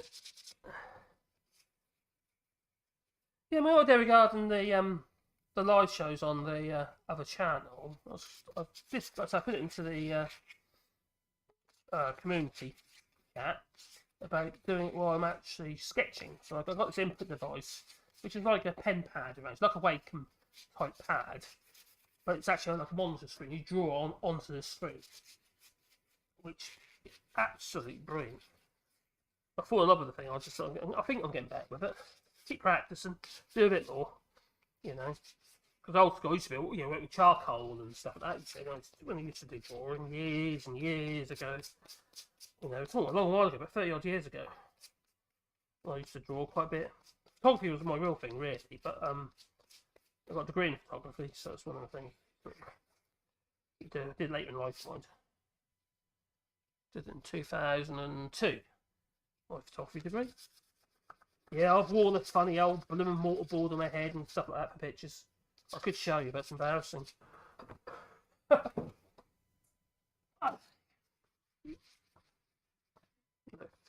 Feeling nice. It's feeling nice. That's the only thing with things like this, because you really got to hold up your hands to do it. And when you've got carpal tunnel syndrome, you feel your hands are constantly trying to lock up. I have had the operation 2 years back now, but 4 years ago now, 3 or 4 years ago. I had one hand done, and then the next here in France. And I have to admit, it's a massive improvement. I don't get the problem where you're kept awake at night and stuff like that anymore. But my hands are not quite as dexterous as they used to be. I used to do a lot of model making and stuff like that, you see. Flight models, on the aeroplanes.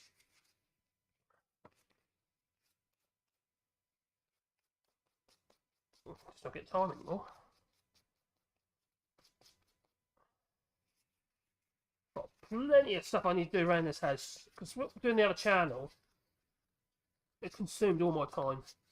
2 years of literally just doing collectible videos and stuff like that. And some days I was up with 12, 14 videos in one day. Some days I had. So it's a bit nuts, really.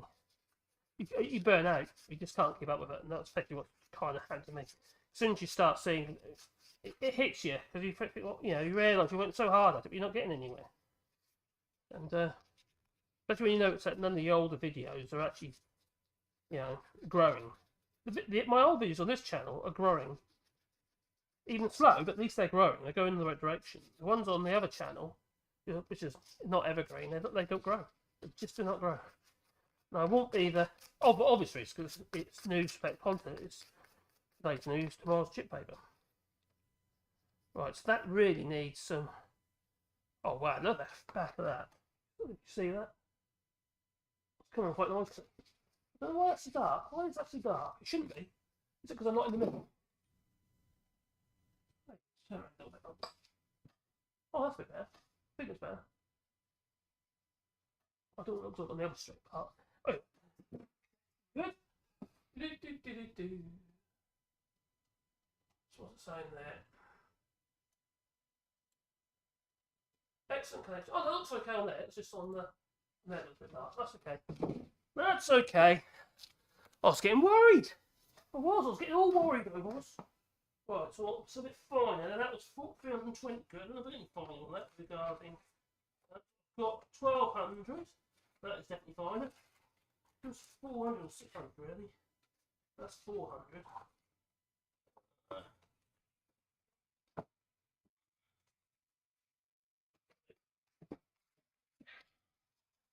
La la la la. At this stage, because it's got no finish on it at all, you can't use them wet and dry in the sense as you would do as a wet and dry paper, because obviously it just soak the water up and it'll be no good.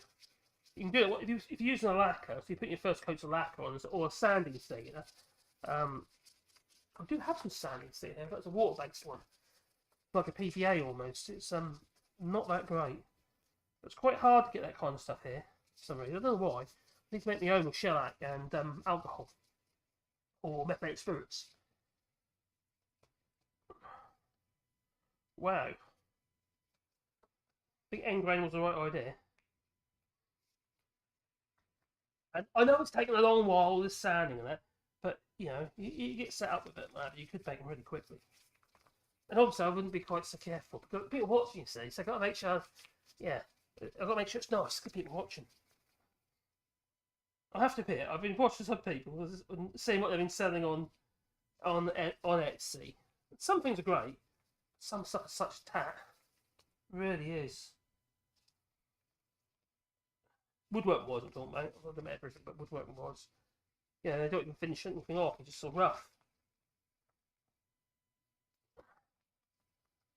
But saying that, they're selling them. So, I don't want to be known for that, though. If I'm honest about it. I don't want to be known for being rough. Yeah, unless it's meant to be rough. It's supposed to be rustic, but then there's an element of tactile roughness. Yeah. Yeah, rough without the splendors. That kind of roughness.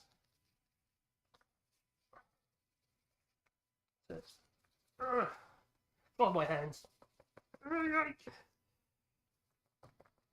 God, it's literally like Tiger Eye. That's so cool.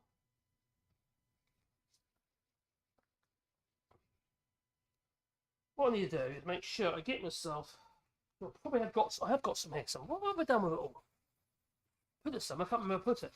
I need some 400, 600, 800, and 1,000 grit papers, carbon papers, silicon paper, silicon carbide paper would be the best one. The grey paper. To be fair, wet and dry silicon carbide, but it's clogged so quickly. But for the purpose of sanding wood, something that isn't ready for wood, sanding paint, stuff like that. I have to admit, I feel so good. It's a shape, not rough. It's not rough. Do the face. And I'll stick more oil or something. Oil? Should it be oil? Oh, I don't know. The thing is, if I start using lacquers and stuff, you've got obviously several coats of lacquer, and then you've got to wait for the dry in between coats. That obviously will add a lot of time to the actual. I want to make this quickly, and obviously I'm not making them quick at the moment because I'm doing prototypes. So I quite like this shape. The teardrop shape is quite nice. It does feel rather lovely.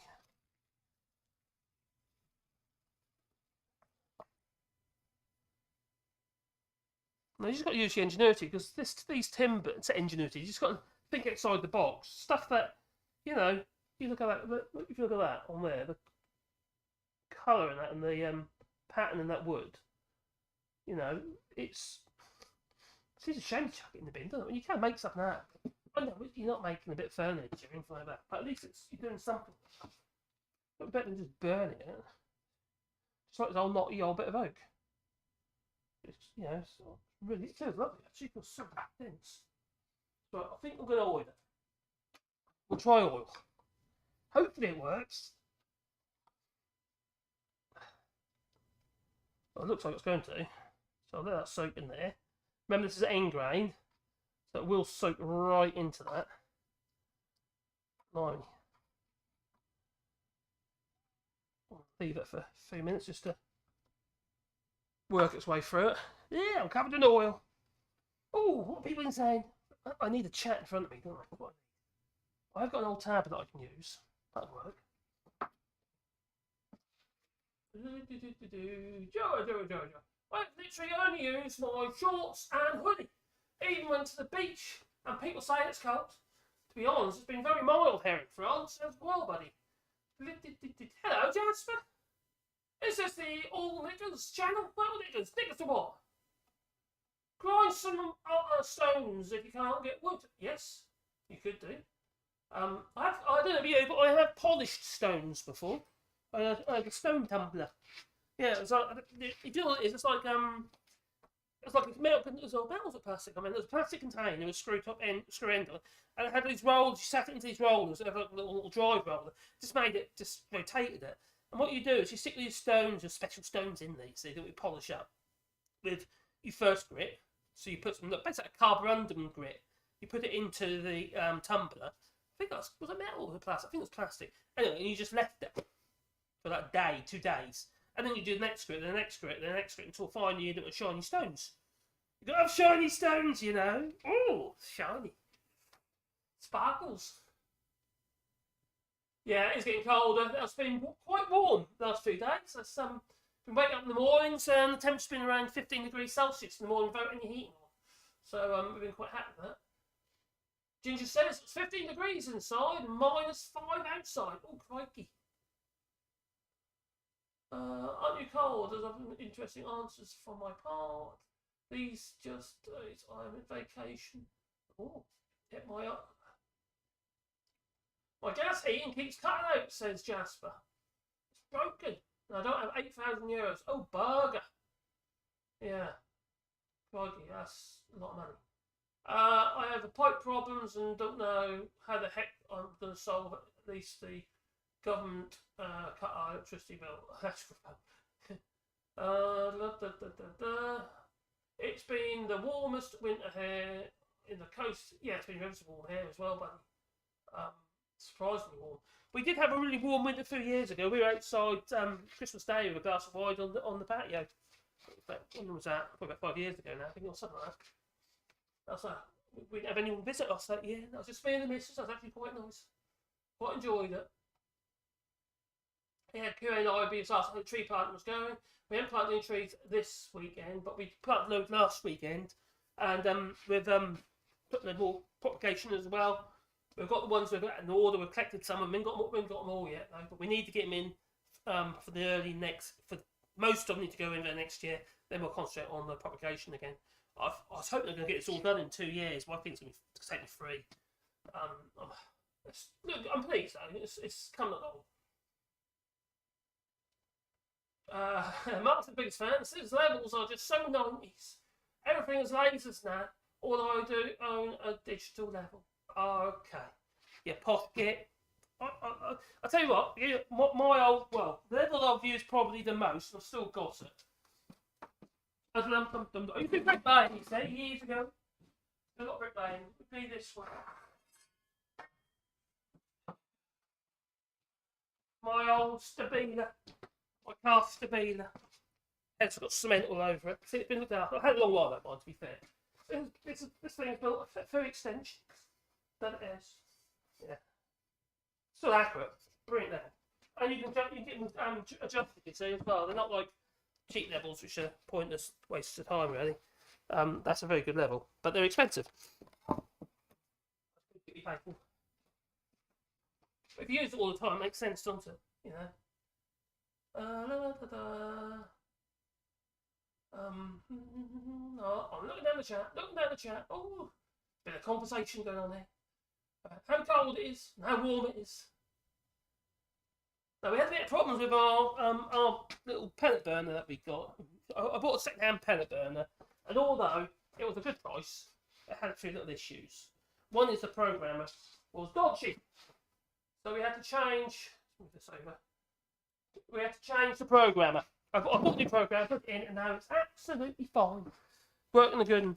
Then you'll notice is some days it doesn't on the programmer, or if we just press start, it doesn't ignite the pellets for some reason. I don't know if the pellets are a bit damp or something like that, but it's not, either way they don't always light. So I've been cheating days like that.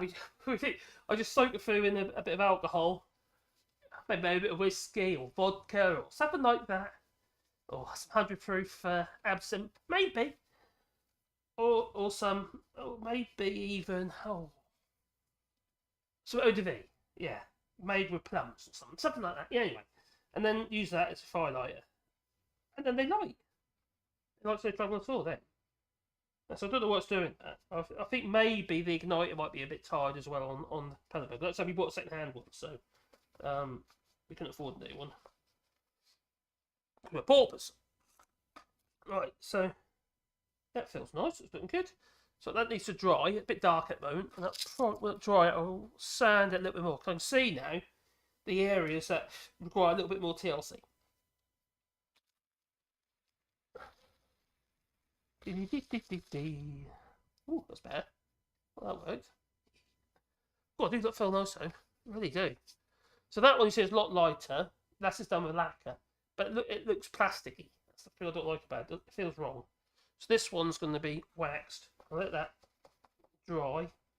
It's obviously it's not dry yet. It's a bit yeah, it's still a bit wet because then grain. You can see when I put that on there, you can see it's wet still. So obviously it's on the sandpaper. Some of the moisture from the oils come out. Now I've been doing all this and I had thought of one thing. One thing is where are we going to put that cord? Well, it needs to be in the top here. Yeah, it's like a little Ouija board, like a Ouija pointer. That's what it's like. So, do I drill it by hand? I suppose you could do. Got to get the hole size. Got to be right though. What hole size did I use on that one? You got to get the cord, leather cord through twice. Very hippie. Very hippie.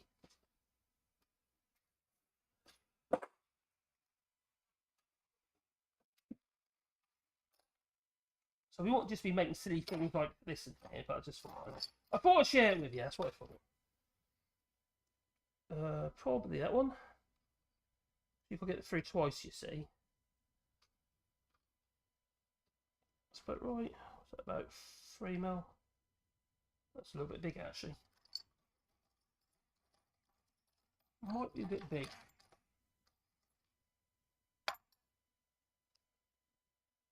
Oh, that looks like it might be a bit tight. Oh, make your mind up, man.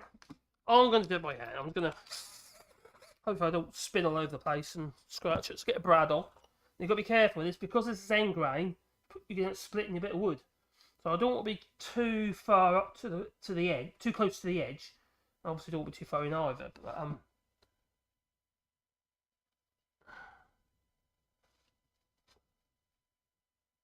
there, in. Right, so I'll hold on there, onto the rubber.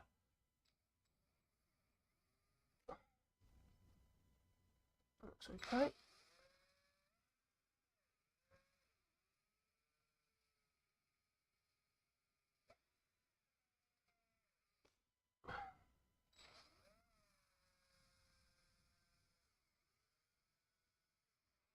Remember, if you're trying to drill the end grain, so you've got to be a bit careful. If it bites, you can split the wood. So you don't want that. So I'm through. I'm through! There she goes! Perfect placement, I think. I want to sand around the edges of the hole. I've been a bit pedantic, I think I am, but there you go. Little needle files work well with this. I have got some, God knows where they are. One of my drawers, I haven't been in there for a while. Yeah, probably. I used to spend my life in here, literally. I used to be in here all the time. In here, in the other workshop over there. Making windows and doors and all sorts of stuff. Now, I have, over half, a little dangly stuff. So with this, you have to get it in twice. This is leather cord. You use waxed cotton if you want. There's lots of different options. Let's make sure I get 2 through the hole. That is the perfect size drill bit. That's nice and snug. I don't want to put that in there yet because I've still got work to do with this. So I just want to make sure the hole's the right size, and that is a perfect size hole. So I don't even know what size drill bit it is actually. It's about 3 mil. About 3 mil, about 1/8 inch. So I have got something somewhere which I can't. Oh, it is. Verniers. I've got some Rabone ones up there which are really nice, but these are okay. These are Meteor ones. Meteor? Japanese anyway. It is, a bit more than 3 mil. 3.5 mil. Yeah, 3.5 millimeters. Perfect size for this cord. And the cord itself is just under 2 mil. About 2 mil. So even though, technically speaking, it shouldn't fit, it does. That's been scotched down. It's looking nice though. Quite pleased with that. It's the colour that gets me. It's such a lovely colour in it. Just want it to dry a bit first. I'll get that heater on just here. So I can speed that along a little bit. There. Let's plug it in. It's plugged in. It wasn't plugged in properly. Right, let that warm up on there. Now, little bits of wood like that, you can season them. If you've got green bits of wood, you can actually season them in the microwave. It takes a bit longer than 10 minutes, mind. Another thing that works quite well is if you've got a food dryer, you can dry wood quite quickly in the food dryer. Set it really low, but because you've got that constant airflow, constantly goes. It don't have to be very expensive, but you put loads in a food dryer. Once you made your bits and pieces, you see. You do your final sanding once it's fully dry, obviously. But you can actually do quite a bit in them. And we've got quite a powerful food dryer because obviously we use it for processing our food. Like if you want to sun-dry tomatoes and stuff, that's a kilowatt. So that thing runs. It's okay if you're doing a lot, but otherwise it's expensive to run. Now I did want that solar one. I keep saying I'm gonna make a solar food dryer. I never get round to it. I know what I've got to do, but I just don't get round to it. But I will one day. So tighten that up now. Put that back in there.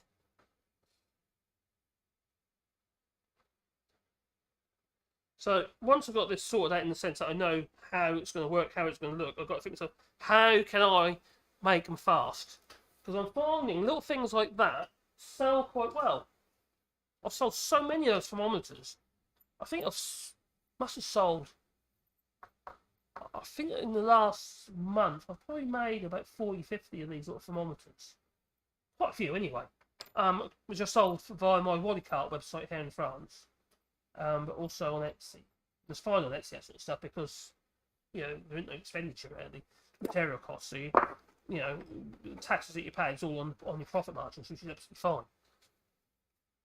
It's not a problem at all.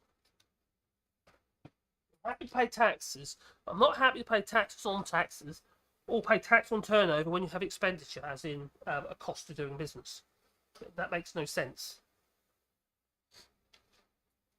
The thing is, I can't go on. If I go to the next system regarding our taxation here in France, which we were about to go on to, and we had to go back again. So we did go on to. We had to go back on to the next one down. I think that's right. I think that's what happened. It's 3 years ago now. But because basically our work just dried up after Brexit, it really damaged us. A lot of customers are moving back to the UK. So and the kind of work we were doing relied on fresh blood. Fresh blood. We need customers coming in all the time. And we were. Didn't have to advertise or do anything. It used to do really well. But now I'm sort of competing now, woodworking wise, with French artisans here as well, and it's already saturated because you also got a lot of Brits here as well, also sucking up the work as well, who haven't moved back to the UK, and they're struggling. I know lots of them are really struggling. They're trying to get the work and what having. They're getting it, but they're not always getting paid. So it's a bit of a bind. And the thing I like about doing this kind of thing is that you haven't got all your eggs in one basket. So you haven't got one customer you're working for 6 months doing an extension, or I don't know, maybe I've got a customer I've been working like 2 weeks for making the oak windows, bespoke windows for a house, and then finally got that customer's with a bad payer, and you're waiting for your money. That's not helpful. When you're a one-man business, you need the cash flow. You need to keep the money keep rolling in.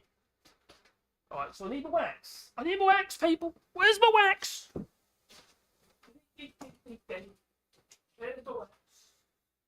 Okay, so no, that's not the right wax. That's the wax for the tools. Stop tools from rusting. All that wax. I want the right wax. Got this wax. A bit like Liberon wax. Well, I prefer hard waxes, really. Shellac, stuff like that. But it takes a lot more work. Something like that's not really doesn't really make much sense to do. Now, there's a few little things got holes in there, maybe. Could use a bit of boot polish on it as well, but the problem it might make it a bit dark. Yeah, it's a new discovery for me. Yeah, Kiwi boot polish. That's brilliant for filling nooks and crannies up in your woodwork. Almost like a grain filler. Works really well. But if your wood is already dark, you'll lose all your figure in your wood. We don't want to do that. This is just beeswax. It's basically beeswax with a bit of some kind of turpentine in it. Pure turpentine. Oh, pure turpentine. It's 20% wax. Pure. 20% Cire de Bay. So beeswax. So whack it on there like so. Let that dry a bit. And just keep polishing it and bringing it up, polishing it, bringing it up. Polish it up, sorry, polish it. Wax it, polish it. Wax on, wax off, like that, you know. Wax, yeah. So I'm going to put the fire over there, let that dry out. Evaporate the old turpentine, it leaves the wax behind it, and then you can polish it. Otherwise, if I polish it off now, you'll be taking loads of the wax off as well as the turpentine. I don't really want to do just yet. And how's the stirring over here? This is all. Let's get in there.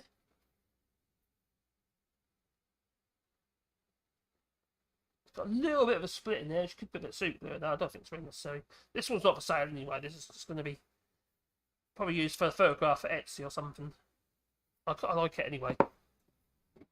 And also the hole's too big, so I need to make them with the holes the right size. This one, I might use a bit of boot polish. So a boot polish brush. Where's the brush I've got? Where's the brush? Because there's lots of little fine little cracks and stuff in there, and like little pinprick holes and stuff. So I'm just going to use some boot polish. Kiwi. I know you can't get that in the UK. Well, you can't get it anyway. I just use cherry blossom. The French have got their own versions anyway, so it's not a problem. I don't want to put the wax in the hole, because obviously if I use anything to stick the actual compass in with, you'll create a problem. Yeah, you won't be able to do it because it'll just fall out. Or at least the actual, yeah, it won't help. My dear missus has been doing a lot of, not dear missus, my daughter's been doing a lot of crochet. So she's been, she's really good actually, I admit. She's, she made a version of me on Christmas. She also made me a penis, which is a strange thing to make for your father, but she did. But, yeah, that was funny. I have to admit, she knows what I'm like. It's made me tickle. Basically filling the holes up with a boot polish. The thing with the boot polish, it's quite hard polish when it evaporates, goes off. You probably noticed it before when you, maybe your boot polish is not hard in the tin. But it's actually quite a hard wax. The only reason it's soft in there is because obviously it's got solvent in it. And that solvent goes off, and the wax dries, it then leaves the hard wax behind. That's kind of the plan. It seems to work. There's boot polish. I don't know why. It's such good. Well, I liked it. It seemed to look quite good. Ugh, that's the only problem. Ugh. Boot polish all over my fingers. Oh, Kiwi. Got treasure, you, Kiwi. When I first saw that, I thought, it must be from New Zealand, but it's not. It's made in the UK. For some reason. I haven't looked into it. You can't buy it in the UK. Apparently, I think the company's gone bankrupt. I wonder why that might be. Oh, I don't know. Could be something to do with Brexit, maybe. Maybe. Yeah, look at that. That's not good. So I'll put that over there. So how's this one doing? Yep, that's probably better there. Let's get a... That's going to need a couple of coats wax, so I'll do one and do another.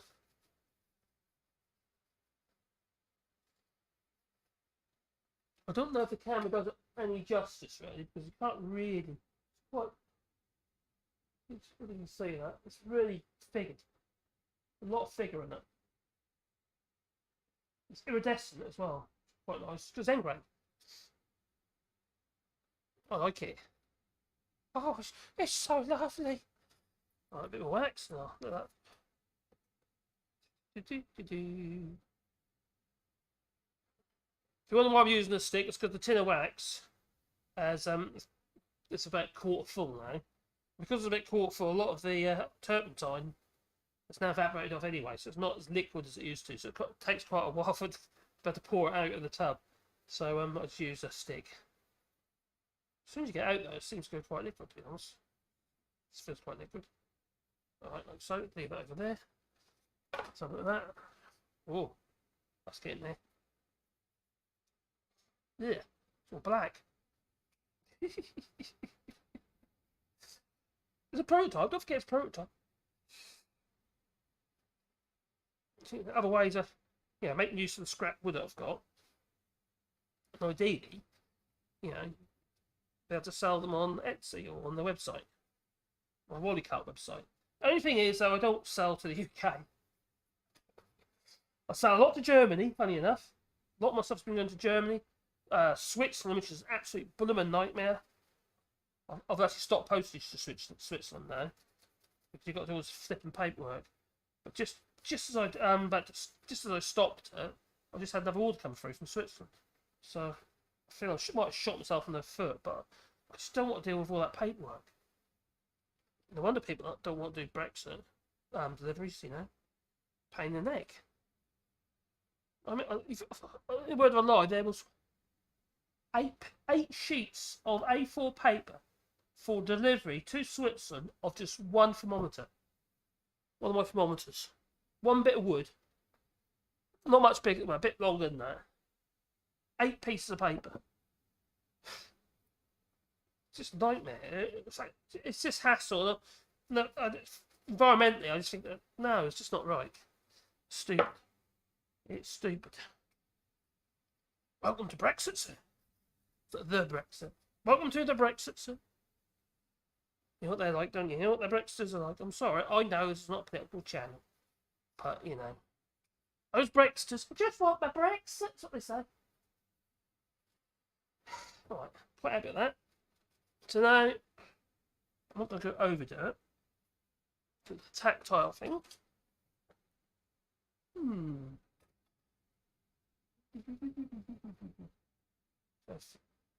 Some ways I feel I don't want to put cord on. It feels like something to put in your pocket.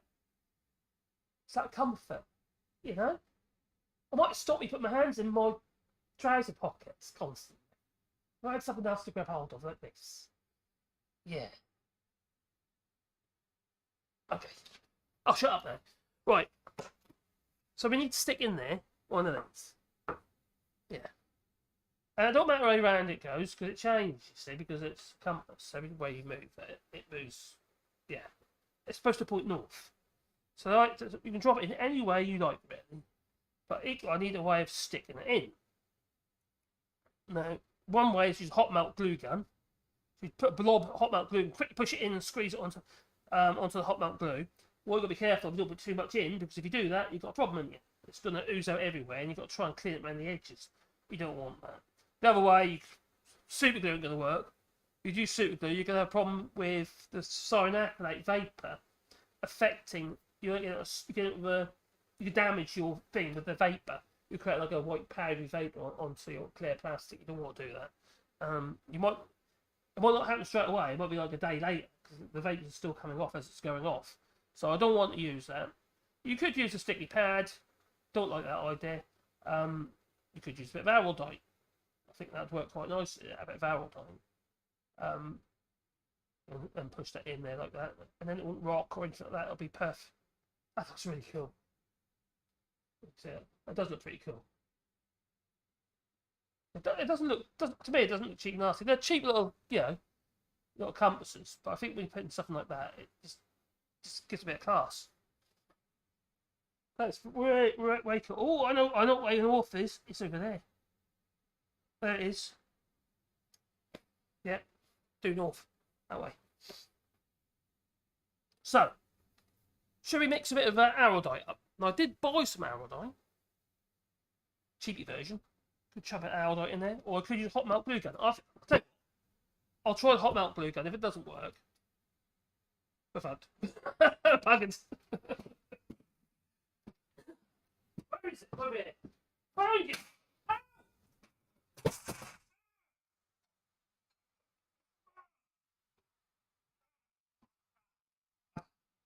Yeah, no, I jest.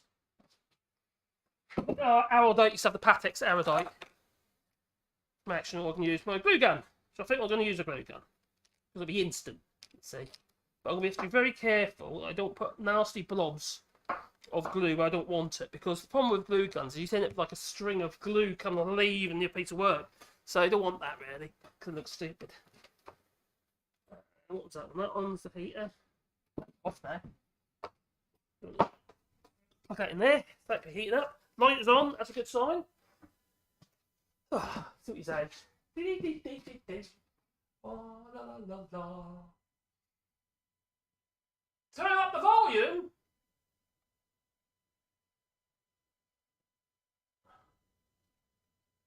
Is my volume too low on the microphone? Or is this because I keep walking about? It looks okay here. I hope the volume's okay. Can anyone tell me if the volume is okay?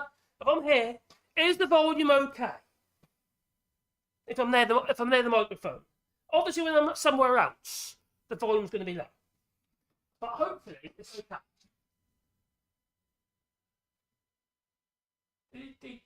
Scroll down. Hello, Hawk! A drop of silicone gel. Good idea. That would work perfectly well. A bit like silicone mastic. No cascolite. Cascolite?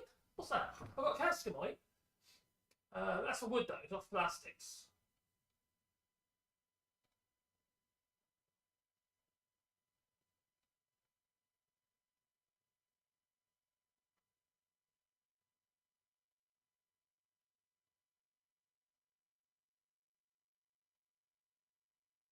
Ah, are you saying if I move about, the volume goes up and down, or is it just when I'm moving about?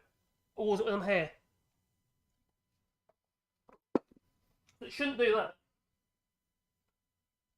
Hello? 1, 2, 3, 4. The rain in Spain falls mainly on the plain. Well, it looks right on the meters. Strange. Alright. So you could use a bit of silicone gel. That is true. Lots of things you could use. This will take a little while to heat up.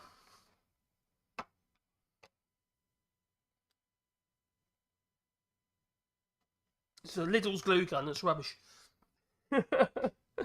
Parkside. Oh, the brand, isn't it? And this is Patex araldite equivalent of epoxy resin. But you get like 2 mixing nozzles with it. Why do you want 2 mixing nozzles? I wouldn't use them. You'd waste half your glue in the nozzle. It's a bit stupid. Now, when I tend to mix my araldite like that, I use a bit of painter's tape, put it on the bench, and literally mix it on the painter's tape. And when it goes off, I just peel it off and chuck it. It works really well. So stick it on a bit of board or whatever. So, is it hot yet? How's this one doing?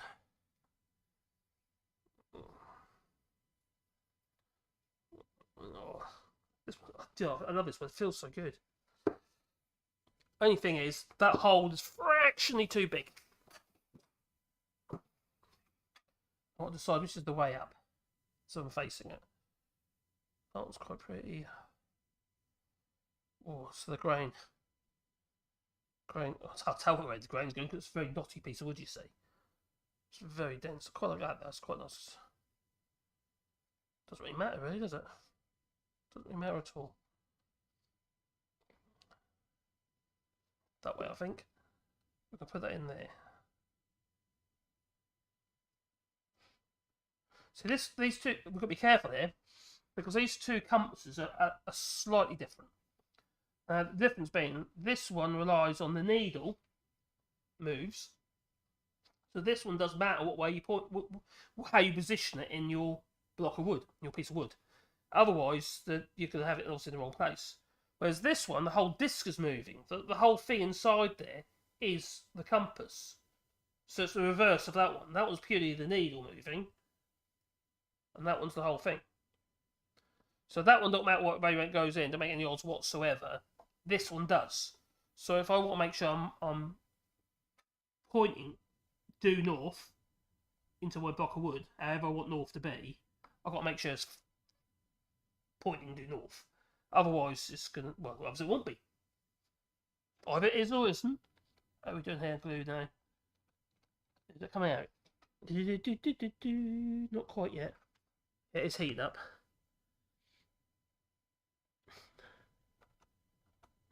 Okay, let's get in there. Yeah, let's get in there. Ugh. So the volume's going up and down like a crazy thing.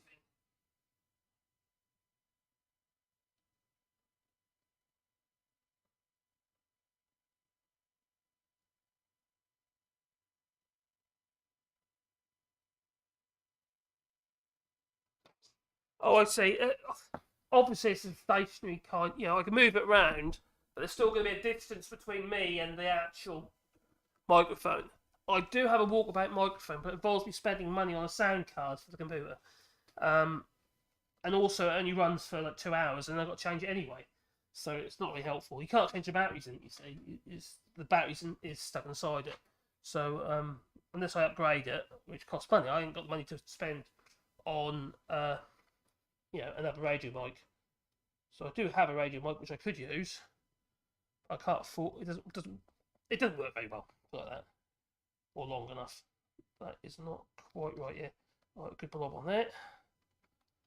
Okay, so, strings everywhere. Strings of glue. Drop that in there. Got to push it down. Make sure it's central.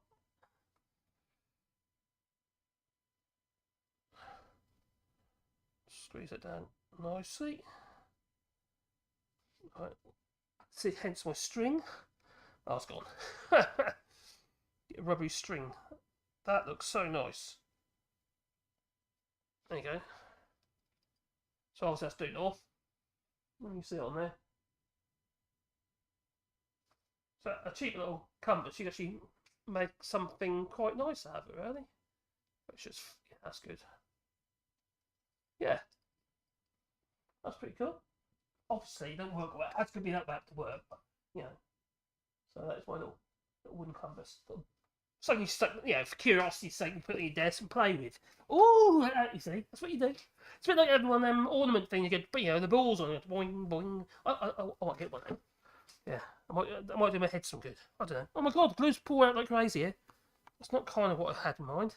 Right, so now I've got to do this. Let's pull it back a bit. So it's not a good gun, is it? Right, so I'm going to get a blob on this one and get it into there quickly. It's no good using that blob there because it'll be cooling down. Now this, it's got to be quick.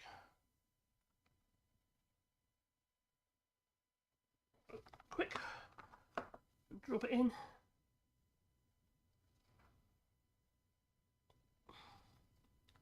This one's easier because there's no positioning on this. As long as it's at the right angle. I like it's flat. Means it's flush. That's nice. That's good. Unplug that. So glue everywhere.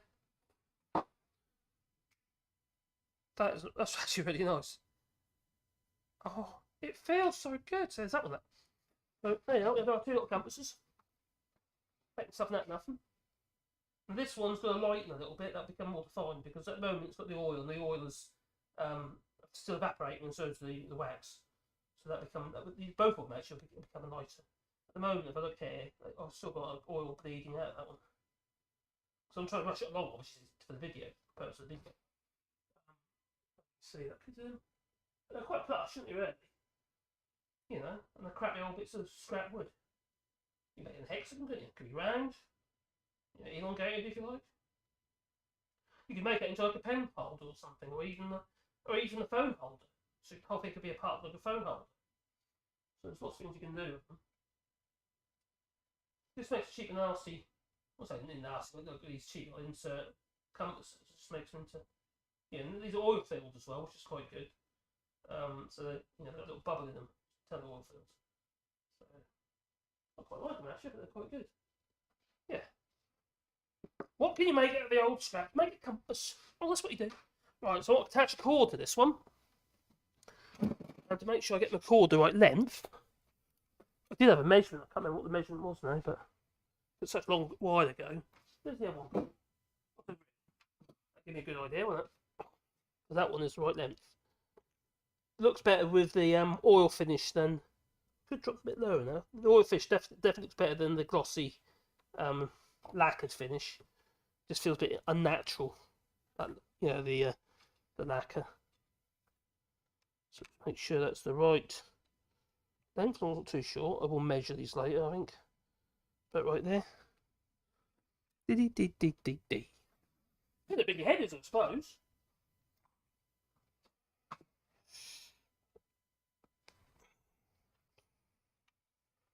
So, put them together like so. What way around? That way. Yeah. So we'll push them through there. Well, they're going through the hole earlier together. Oh, it is going through. That's good. Just, of course, tight. Once you get one side through, they'll both go through. I don't want them too loose. There you go. Or the hole be too big. There you go. Fingers and thumbs. There it comes. So that's through. Right, keep the ends together because you want to make sure it's in the middle when you bring it right through. So okay, so I've got my loop. Like that. So there's a loop. Now just bring this round into the loop. Like so.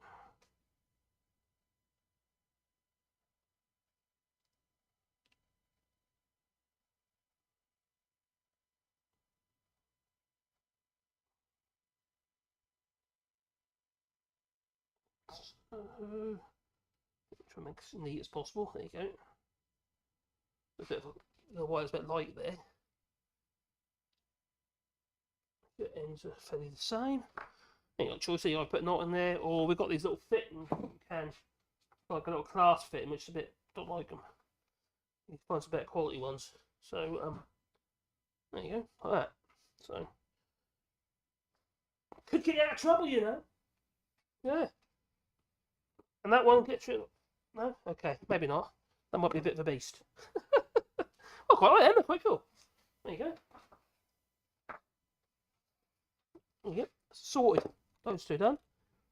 So one's walnut, looks a bit like tiger eye, and the other one is a bit of an old, really knotty, gnarly piece of oak. I mean, it's literally like that. It was like they're not coming. That's literally like that. But it doesn't matter for this job, you see. It gives you so much figure and density. You get a real polished finish on it if you want, because it's so dense. It's got a lot of resin in it. Because it's the knot. Not. How about a pair of yes, you could do that. We could make a pair of those. Oh, that's cool. Oh, that comes on my keychain. That's another option you could make. You could make a keychain, couldn't you? A key fob for the car. I tell you what I don't like. I don't like when I see key fobs made out of metal, sharp edges and stuff like that. And people wonder why they've got all these like little dents around the key, around the lock of the car if they haven't got a remote. In fact, I'm not using a remote. Mine's gone loopy for some reason. I've changed the battery and it's still gone loop. Oh, there goes the compressor again. Right. Oh. Right, I'll decide what I'm going to make for tomorrow. Don't know yet. First time back at the workshop, really, since Christmas. I'm kind of trying to mend with this cold. This cold, a pain in the neck. Enough of it. I just want to go. Want to stop? Don't like colds. Been full of cold. It zaps your energy, it does.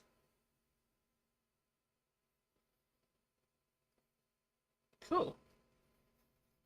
And for what I should have done, I should burnt my logo on the back of this. But like I said, this wasn't for sale anyway, so yeah. I go on my desk. Use something to play with. So yeah. Yeah, I'm mumbling along, aren't I? Anyway, I think I'm gonna make a move in the moment. How long have we been live for? We've been live for let's have a look. How long have we been live for? Average food duration, 25 minutes. A compass, knife, and water, says Joe. I can make a knife. I made a marking knife. That's a knife that I made for. This is my marking knife that I use it quite a lot actually. And this is always covered in dust, right? But that's walnut handle. But the blade, there's actually a video on this channel. Actually, the blade is made from an old saw blade. Yeah, that's a Kiridashi marking knife. It's Japanese style. Things like that we can make. Spoon, chisels, all sorts of stuff. Felt backing. Yeah, you could use some. You talk about on the back of this, like a bit of baize or something like that. I'm not keen on baize. It's a bit old fashioned. So I'm wanting this little rubber, little feet. You can even make a little noduled feet on there. I've got ideas actually. Or something like that anyway, just something so it doesn't slide about too much. I thought on the whole for, it's made it nothing, isn't it? It's quite nice just to play and make stuff like that anyway. There's just something therapeutic about making things or drawing and stuff like that. It's good for the mind. It's good for the body and soul making stuff is. So especially if you can make it from pittance. These little things that, I think I bought 12 of those for like €6. These little compasses. So it's cheap as chips. And these ones work out about €2 a piece, the bigger ones. Still cheap, Yeah. Stuff like that, probably, not necessarily that one, but it's just a prototype. But that sort of thing, you sell those for about €20-25 on Etsy. Maybe more, I don't know. You see. So, provided you got you can production line in a way that you can just knock them out quickly. Well, then obviously, you if you get the sales, you can actually do quite well. And the thing about on Etsy is if you can make a lot of sales, you do really well on the Etsy search. Whereas if you do if you make expensive things, but not many, you're not going to do as well. Although there's a guy on there who makes clocks, and he's doing very well actually. He sold like 3,000 or 4,000 of his clocks. They're about €100 a piece. So he's been doing pretty well. He's been going for some while, mind, and they're really nice clocks. I'll get them in the studio. They're really lovely, really contemporary styles and stuff. I would like to make some of them actually, not the same as his, obviously, but my ideas for clocks. I quite like the contemporary style. I'm not too keen on frilly stuff. I don't do frilly stuff. No, I've got a scroll saw, but I don't like scroll as in scrolly work. It's just not me. To me, it's a bit cheesy. Yeah, it's a bit too tweak. Yeah, depends what it is. If it's something like 2 de rose or something like that, well then I quite like carving 2 de rose. That can look quite nice. And there's an art to that. But when you like a lot of fretwork, like scrolly fretwork, I don't like it. It's just not me. I know people out there do. They love it. It just looks a bit, yeah. It's just not my era, I suppose. Because I'm so young. You see, that's what it is. I'm so young. Anyway, it's time for me to go, and I'm not talking to the mic because the microphone's behind my head. Not my camera, is it? I will get the hang of it. If I can sort out a walkabout type microphone, I will. But at the moment, it would involve me having to spend a lot of money on a sound card, and because I've got about to connect. You can't use the internal sound cards with microphones on computers because they interfere with the sound. The sound's awful. I mean, so you get loads of buzzing and loads of noise and stuff like that. The audio would be absolutely awful. So they have to be external. So when using a computer, that is. When using a mobile phone, it's fine, but it tends to work. But the thing about the mobile phone is I can't use multiple cameras, so it'll just be working off the phone, and that's all very well, but it's not the best idea. Oh, but I did make some shelves. Oh, made some shelves, says Joa. Like I said, my mum taught me. Okay, did she? Oh, sounds like a good mum. Oh, there we go. My mum taught me, says Joa. to work with woodworking. And her old grandpa was a chief carpenter in the mines. I can't read that, sorry. I just ain't got the space, and I'm too lazy sometimes. Well, some people got space. Depends what you want to do. If you want to do obviously big stuff, then you need a lot of space. You want machines, you need a lot of space. But some woodworking doesn't have to be, even a scroll saw doesn't have to be too. So I keep moving the camera, it looks wonky. Something you do in scroll sawing or pyrography or just small works, carving. Carving will need a lot of space, but you do make a lot of mess. That you do. There's lots of space. You don't have to be what I do. So a lot of my work was big stuff. I used to make barn doors, large doors for old farmhouses and stuff like that. Big old things. They're like 1.5 meters wide. These doors, one-piece doors, metre wide, thick. You need a crane to lift these things. Big old iron rivets and stuff, studs. Just think of an old like an old vicarage or something like that. Not vicarage, like an old nunnery or something. An old fat, really old iron work in the window, and a tiny window outside. Those sort of things. The sort of things I used to like making. Fun. You get quite imaginative with it as well. Although you have to work to your ready-made ones to depend on the customer ones. But a lot of oversized doors I used to make. And barn doors.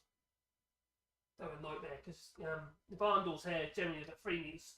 3 meters 3 high. And about 3 point, literally a big square. The idea is they get the farm carts in years and years ago, but replacement doors. But all the material for the door itself will be about 32 millimeters thick for the boards. In oak. Sometimes chestnut, but mainly oak. Oh, God, they used to wear something wicked. And there's 2 ways of making them. There's I say 2 ways, 7 ways to make it, but the one was built with big iron hinges with a pin going to the bottom stone. The other way would be they'd use socketed. Now my barn door over there is socketed. So basically you have the big posts outside the door frame itself, not the door frame, but the door itself. And those posts basically have some big rails, brought some tendons into that post, and then all your boards fixed onto that. But on the end of that post, you would carve like a spindle around. And that round would go into a hole in the lintel of the doorway, and that is your hinge. Literally your hinge. The only problem with those is they can only open to 90 degrees. You can't open right flat to the walls either side. They stick out 90 degrees, and the wind get they split them down the stiles. So you've got to make sure that you shut them. You can't leave them open. It's a wind get. A compass, knife and water. Packing. Like I said once, did it already. Lunchtime for me, says Gingers. Lunch. You never hear farts. I do apologise for that. I do squeeze the occasional one out, but I'd rather not share it with you, and I'm sure you do too. Anyway, I might go live again tomorrow, we'll see. So you might think, if I can think of something to make, I might go live. So I'll try and make this. I'm just a bit random, I know. Those are great things if you get lost in a French vineyard. Or cornfields. Find your way out again. That's a good idea. Very handy. What are you doing in the vineyard anyway? Huh? You meant to be there? Oh, you stealing the old grapes or vines? Who's like Jasper? No, nobody. It's just a prototype, Jasper. Just a prototype. The little one looks like it can take on camping trips. Yeah, you could do. It's not too offensive, is it? It's not like a great big thing.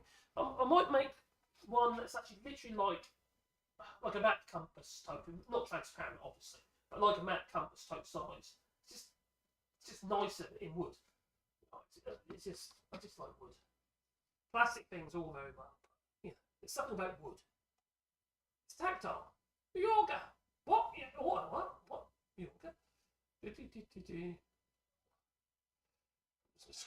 What are you not talking about? Currently, when we have money, I only buy in the EU or in China. What movie? You talking about movies? A washing machine, stone tumbler. You could. That's the only thing I do. Actually, you could do that work. Or tumble dryer. They'd work, wouldn't they? Actually, all you need is with a tumble dryer. All you need is your container that also fits in the door.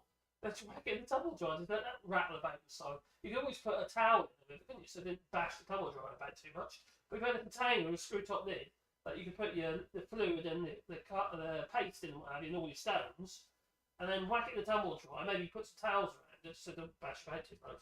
And put that on. Not on heat though. No. Turn the heat down. Do it heat because you melt your plastic container. Yeah. Hello, Casper. Well, I am going to make a move. So I think it's that time to do so. So we're going to end the stream in 5, 4, 3, 2, 1. Don't get boot the old like button. I think we mentioned it once, haven't we? Oh yeah, if you want to buy a tree, we are planting trees, yeah. And there's a link. There'll be a link in the description down below that. Yeah, we're doing lots of tree planting. Put people's names with it. Yeah, I think Simon's good with the trees, he said. So pretty cool. There we go. Where's the buttons?